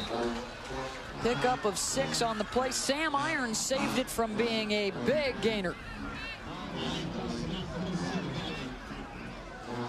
Now you got to wonder if fatigue's going to start to set in here. This defense has been out there a long time. I like the way this play is set up. It's a sprint draw, and it's a design cutback. You can see once Tamar Scott gets it, he heads back across. But if Sam Irons doesn't make that ankle tackle, I think Tamar has a lot more running room in the open field. He's a little shaken up on the play. 13 carries, 51 yards, and he will head to the sideline. So that is their 1st and 2nd tailbacks out right now with injuries. Keep in mind that Nick Luke left early in the game because of a groin injury, re-aggravated from last week, and the victory from last week's game. So indeed a 3rd-string tailback now. We know he cannot come back. Scott looking to shake it off. They'll go to the air, incomplete on the pass attempt. Trying to get it to the big tight end, Charles Moody. The tight ends usually are a factor in the passing game for A&M. Kelsey Luke does a good job of distributing the ball to a lot of different players, but they haven't been able to connect today. Another 3rd down situation. 3rd and 4 from their own 36-yard line. They will go without a tailback and just have Travis O'Neal, the fullback, in there. The tight end Moody in motion. The give is to O'Neal, and he will not get it. Johnson, McDonald, Irons, Tyler Knight, all in there. Good work by that Delta Devil defense. Baron Pullum down at the bottom of the stack. Clayton McDonald with 15 tackles on the year, 2 sacks. He's the 2nd leading tackler, and a great compliment to Tyler Knight, the All-American linebacker on the other side. McDonald is also a very active player. Gets there and makes a lot of plays.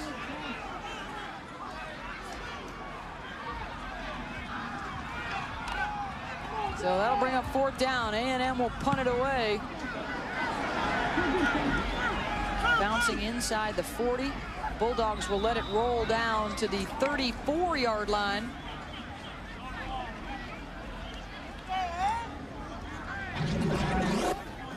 Thursday night, it's Ohio Valley Conference rivals colliding on ESPNU.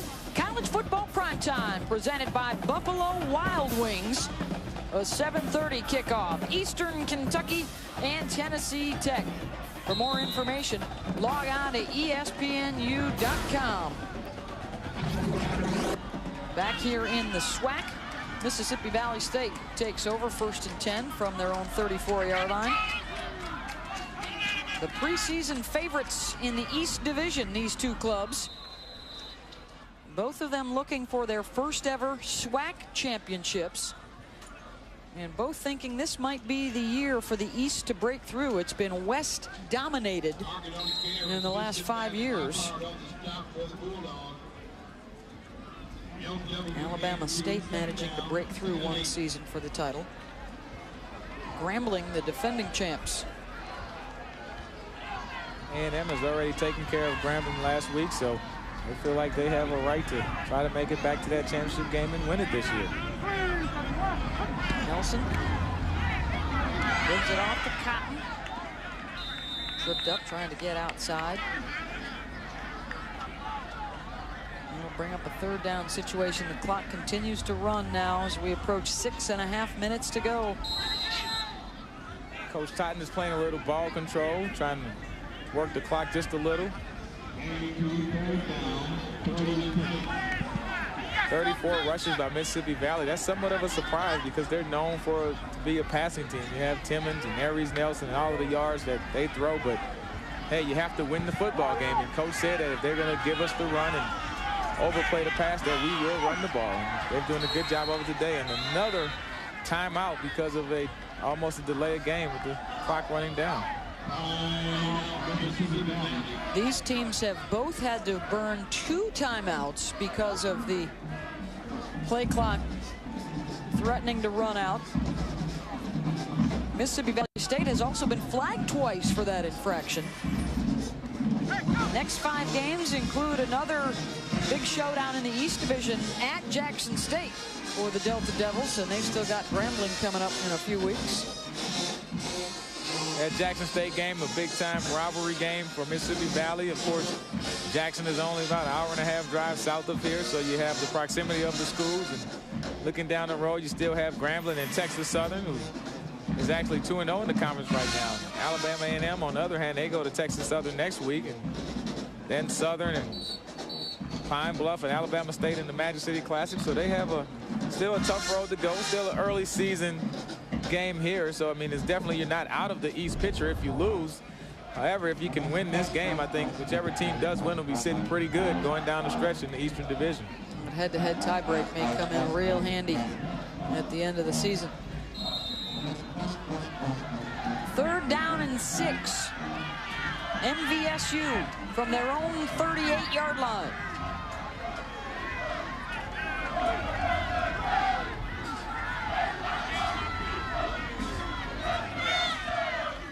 Nelson hands it off to Cotton. Maybe got a yard or 2 out, close to the 40.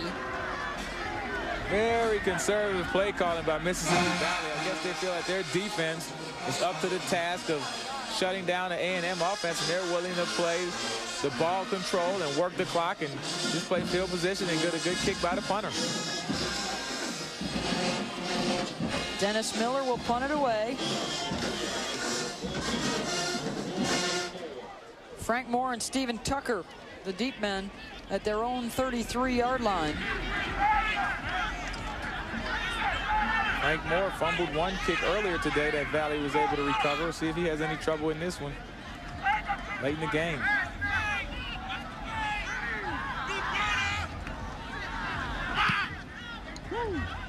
Kick on its way, headed for Moore. He will back off it. Good bounce for A&M.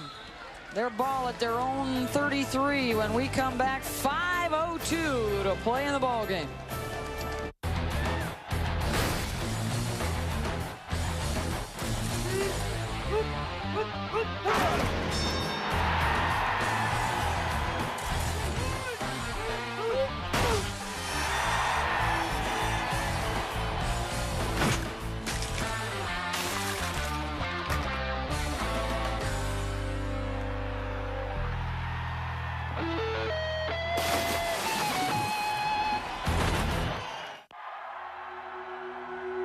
You think this is just another face-off? But let's say I don't get the puck. Instead, they get it and score. And we lose the game by 1 goal. And we lose the Stanley Cup by 1 game. And I have all summer to think about how I could have won this face-off.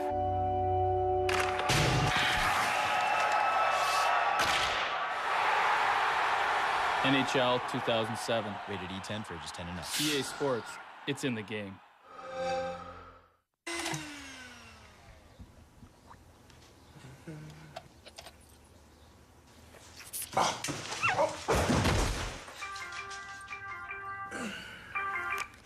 Just got word out of Seattle. Sean Alexander was injured in an off-field incident involving a lemon and a wiener dog. He's questionable for Sunday. Super fast video alerts. When something important happens, the phone calls you. Sign up for a free 30-day trial and get a $150 signing bonus. Learn more at 1-800-GET-ESPN. Little House on the Prairie. Yes! One more. Go. Another. Go quick. Okay, 3 words. 3 syllables. First word. Hook. Hook. Go. What else? Hook. Horns. Yes. Hook. Horns. Yes. Hook. You so got it. No. An insane deer. Deer? That's not... Wow. There you go. Paper. Taco meat.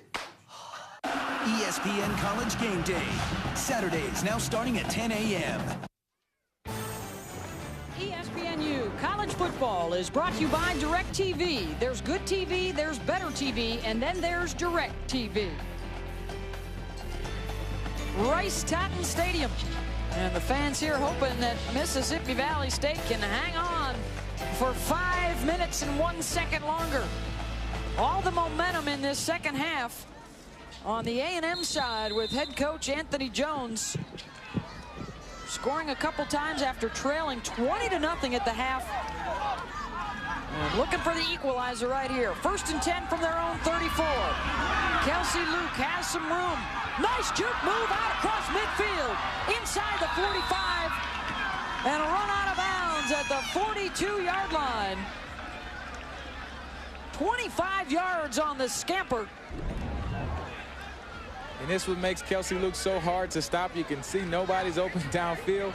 You don't control your gaps and get in the good proper rush lanes, he'll get past you. Clayton McDonald never had a chance in the open field. I mean, he is a running back once he gets past the line of scrimmage, and he's that type of threat. Player that can take the game over right now, and that's what he's going to try to do. Expect for him to make plays on every play going down the stretch. 1st and 10 now from the 43 of MVSU. Alabama A&M Bulldogs in the white jerseys. Pass caught by Kevin Francis. Slammed down at the 31-yard line. Appears to have enough for another first down. Sam Irons and Julius Love, the middle linebacker, on the tackle. Kelsey Luke distributing a good ball. And Mississippi Valley is playing a soft zone. And Kevin Francis able to make the catch and get a couple yards upfield. And keep in mind that A&M has been into some very close games in the first 2 games of the year, winning 27-20 at Tennessee State. And last week was an overtime game with Grambling, with the kicker having to make a kick in overtime to pull them ahead. So they're used to this situation, being in a tight pressure ball game going down the stretch. Last week was the exact opposite. They had the lead, and Grambling State tied it with a field goal on the last play of regulation. And then the Bulldogs showed the moxie to stay in it, keep their heads in it, and they wanted an OT. Alabama A&M to their last timeout. 1 left for the Valley. Don't forget we're going to be Monday night at 6 Eastern. Should be with ESPNU's Inside the Polls, presented by Conoco. Todd McShay and Mike Godfrey joining Mike Hall to take a look back at the week that was and the week ahead. ESPNU Inside the Polls, presented by Conoco. Monday at 6 Eastern. For more information, log on to ESPNU.com. 20-13, our score right here. Mississippi Valley State in the green jerseys, hanging on with 4:14 to go. Hanging on is a great term, because right now, like you said, they pitched a shutout in the first half, but now they put up 13 points by Alabama A&M with no response from the Valley. Coach Jones is trying to get Kelsey Luke and those guys to give him 1 more touchdown. What do you say, go for 1 or go for 2? Yeah, well, we talked about this off air a minute ago, and probably the 1-pointer to tie it, although we should say both teams have missed an extra point already tonight. So even that's not a guarantee, the kind of guarantee you'd hope it would be. Yeah, you have 2 freshman kickers. Of course, Jeremy Lycia, he kicked the game-winning field goal for A&M last week over Grambling in overtime, but he's had his struggles in the first game. So if it comes down to extra point or field goal, I think it'll be an adventure, to say the least, on both sides of the football. Lycia also missed his one and only field goal attempt of the ball game. That from 32 yards out in the third quarter. The pitch to Tamar Scott, busting through the line, diving forward to the 26-yard line. You see the Valley defenders, Tyler Knight, all those guys are starting to get up a little slow. I mean, this is a very good running attack by Alabama A&M. It got started late in the third and fourth quarter, but they will wear you down. And Tamar Scott, big back, 6 feet, 212 pounds, a senior. He's been in the program, strong guy. He knows how to get downhill in these situations. Good offensive line up front. Second down and 4. Pass caught by Francis inside the 20. Tackled at about the 18-yard line. Another first down. Play was made there by Tyler Knight. Kevin Francis has been doing most of the damage from the wideout position. A&M isn't known for having a big passing attack. Keep in mind that 82, Emmanuel Evers is not on the team, not in the game. He didn't make the trip this week because of off-the-field stuff. So you had Kevin Francis and 81, Thomas Harris, are taken off as the starter. So if it gets down to a passing situation, you do have a true freshman and then Kevin Harris to take over. Anthony Mitchell in motion. The give to Tamar Scott, pulling forward for a couple of yards.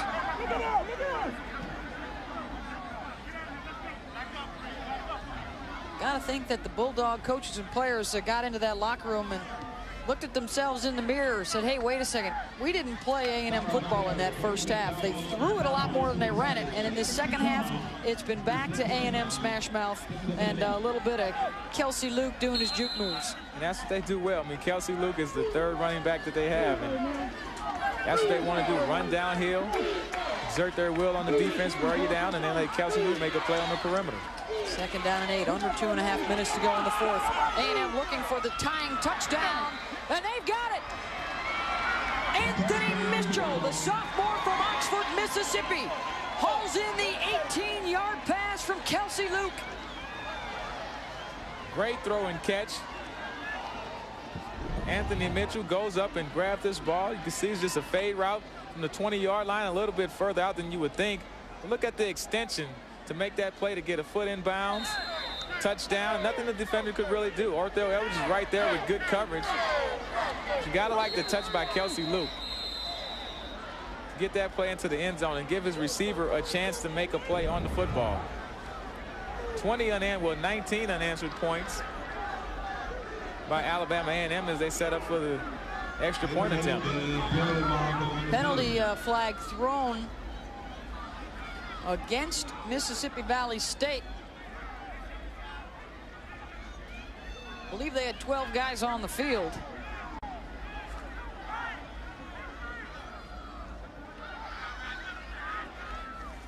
It was obvious to all the folks here in the stadium. Illegal substitution on the defense, number 57. Half a distance to the goal. We try to kick. Big extra point right here to tie it up with 2:20 to play. Lycia, who has already missed one tonight.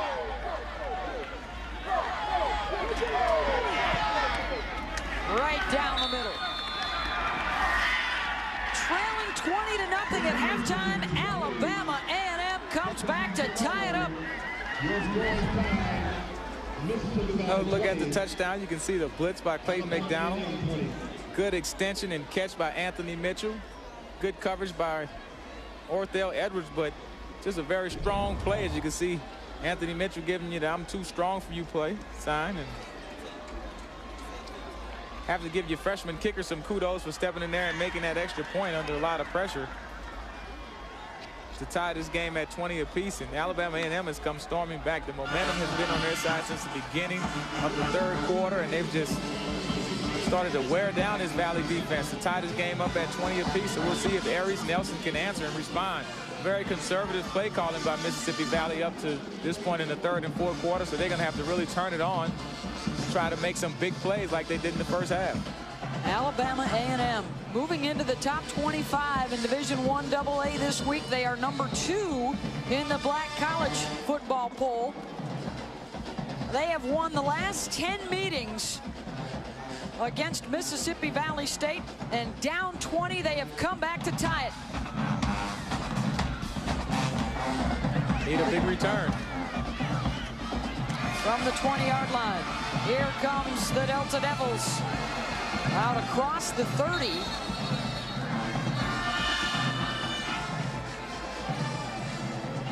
Calvin Woods on the return. There's Kelsey Luke doing it by himself. And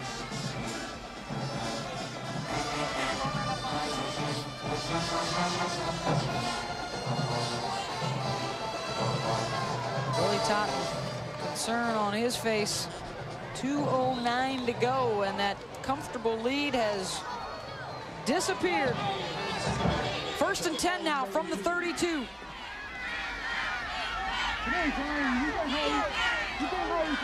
Aries Nelson working out of the shotgun. Has all day to throw it, now feeling the heat, and tucks it under and gets back to the line of scrimmage. Kevin Lockhart on the tackle. That entire defensive line, though, is in there, making life difficult for Nelson. 2nd down and 10.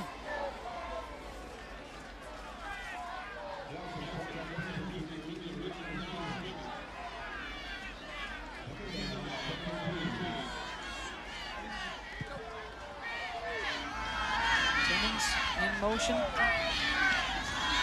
Ian Nelson trying to hook up here in the 2nd half. And incomplete, almost intercepted. Frank Moore stepping right in front of Woods.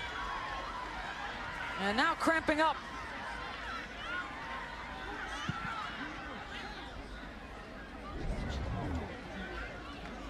great play on the ball by Frank Moore.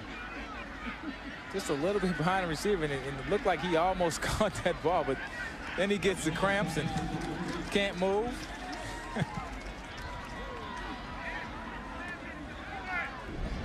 Little stiff-legged there. Even though the game has started at 5 and now it's going into the evening, and you still have to hydrate. Well, these guys are still busy and right in it. On the defensive side, they have shut down the Delta Devils, and Kelsey Luke has been a totally different quarterback in the second half for A&M. Here's Kelsey Luke at his finest. Look at how he tucks that ball under his arm. When he runs like a running back. He's no longer a quarterback, still has some good touch. Out here to Kevin Francis, just taking what the defense gives him and moving the ball down the field. Here, a great throw here to Anthony Mitchell. He goes high over the defender, gets a foot in bounds and the touchdown. And, hey, I'm too big for you. Got the muscle showing. And Kelsey Luke, 138 total yards and the touchdown. And you know that he's going to pretty much take control. And he's a DirecTV player of the game. Good work for Kelsey Luke. 138 total yards, including the touchdown. The DirecTV player of the game. And hoping that he'll get another chance here to win it. Looking on, tied at 20. Frank Moore, with the leg cramps, will be helped off to the sideline.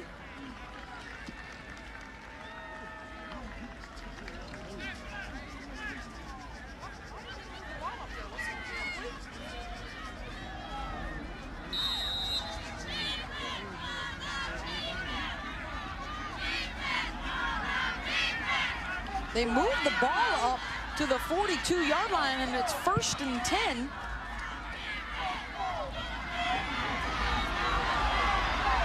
Apparently a penalty called on the play, and Aries Nelson, all kinds of running room. All the way down to the 37-yard line of A&M. There was a flag on the play, but we didn't get a call from the referee, so we don't know exactly what happened, but it did give Valley an automatic first down. And here you see Aries Nelson taking advantage of it. Hey, Kelsey Luke, you're not the only all-SWAC performer in the stadium. I can make people miss. I can get upfield. Got some good moves, get a first down, get my team in scoring position. Well, now it's 1st and 10 from the 37. Under a minute to play in regulation. The handoff to Hargret. to the 32.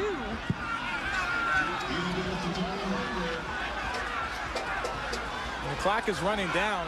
Valley needs a sense of urgency here because they let 10 or 15 seconds run off the clock. They do have one timeout. Sideline telling them to spike it, which Nelson does. So now it'll be 3rd down. Their field goal kicker, Zach Galarski, is just a freshman. He is 1 for 1 on the season, and that was a 20-yard kick. For a freshman coming way from the great state of Hawaii. Game-winning kick here tonight. Now, they need to get a little closer for him. That's way out of his range so far. But that was total mismanagement by Mississippi Valley. They let so much time run off the clock in that situation. 3rd down and 10 without a timeout left. Nelson keeps it all the way and gets to the 31. Now they've really got to hustle. Well, the game clock says they do not have a timeout left, and now Mississippi Valley State is trying to call one with 11 seconds to go. And the referees are huddling their stopping play, so Mississippi Valley needs to get their field goal team. And they are being given the timeout.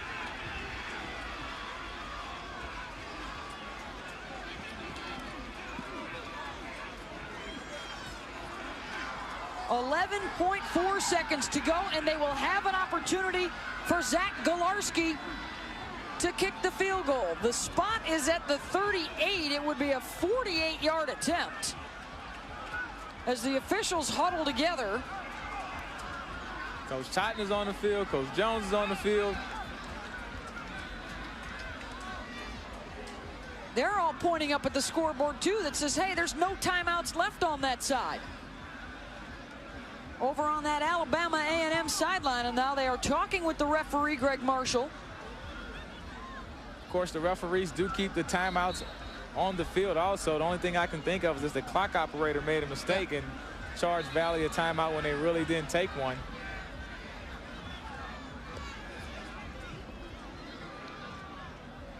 And that's exactly what Coach Jones is asking. How am I supposed to know they had a timeout? Because the clock says 0 timeouts. Tie ball game, 11.4 seconds, a 48-yard attempt for Zach Galarski, the freshman from Hawaii who is 1 for 1 on the season.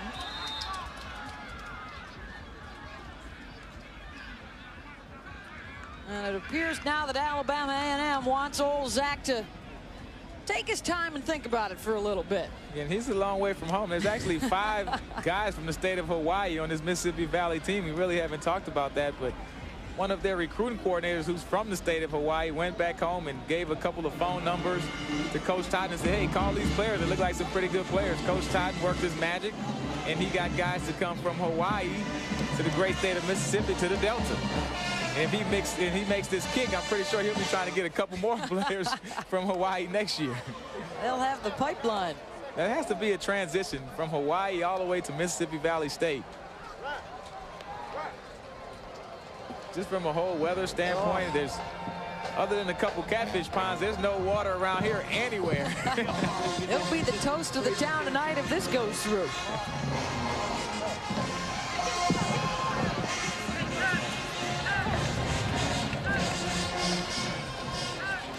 One of the most lonely moments in football. The kicker late in the game. Chance to put his team on top. This is asking a lot. A 48-yarder for a freshman, and never tried to kick this long before.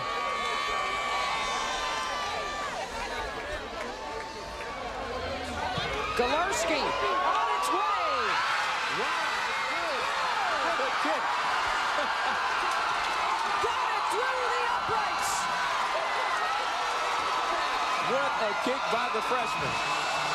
Zach Galarski gives Mississippi Valley State the lead with their first points of the second half.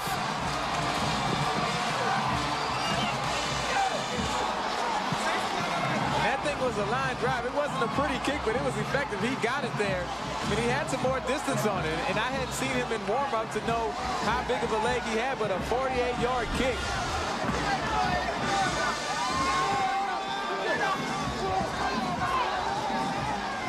That thing's like one of my 9-iron shots right there. It's just going right to left. Just a little bit of draw on it, but wow, what a big kick for the freshman. True freshman, that is, from the state of Hawaii, coming way to Mississippi Valley State. Coach Jones is like, I didn't know he could do that.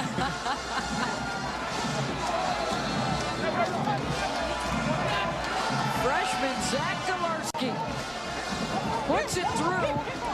8 seconds on the clock and one last chance for Alabama A&M.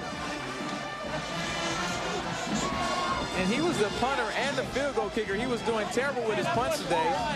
So they took him out of his punt duties, let Dennis Miller become the punter, just let him stick with the field goal kicking for the rest of the game. Then he comes through and make a huge kick. The biggest field goal made around Mississippi Valley in quite some time. A standing ovation from the fans for Galarski as he goes out to attempt the kick it off here. All Alabama A&M in the second half, with the exception of that final possession, and they got Zach Galarski just close enough.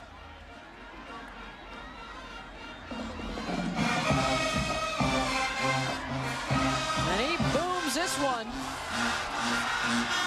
out of the end zone. And remember, the clock starts with the kick, not with when the guy touches it down in the end zone or whether it goes out of bounds. So 6 seconds off the clock. The college rule, once again, the new change in the rule is affecting the end of another game because, like you said, they never touched the ball. They would have had the full 8 seconds to make something happen. Now it's down to 2.2 seconds. Zach is the Mac of the SWAC tonight. The most popular guy in the Delta, I'm sure. Looking at a game-winning field goal. Save a miracle right here from the Bulldogs. You can see Valley started off 20-0 at halftime. Give A&M credit for coming back, tying this game at 20 apiece. And then the last second field goal, 48 yards by the true freshman, Zach Galarski from the state of Hawaii.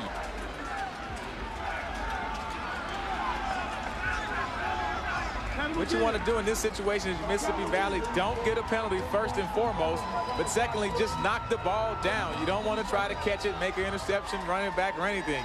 You just want to get out of here with this victory, and it'll be a huge victory for Mississippi Valley. 6-5 last year, their first winning season in about 10 years. Coach Totten is really turning the corner with these guys if they can hold off and win this ball game.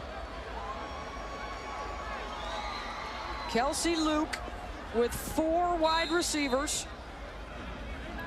One last chance. Luke lets it go deep. Knock it down. Great play. Zach Galarski hanging 10 and hanging loose in the Delta tonight. The game-winning field goal, 23-20. Huge the victory final by Mississippi Valley. I mean, the conference is all tied up. In the East, everybody has one loss. And the two divisions, the two teams to pick to win the division are battling now. So the final score here at Rice-Tatton Stadium, Mississippi Valley State 23, Alabama A&M 20. Up next, it's Sports Center U.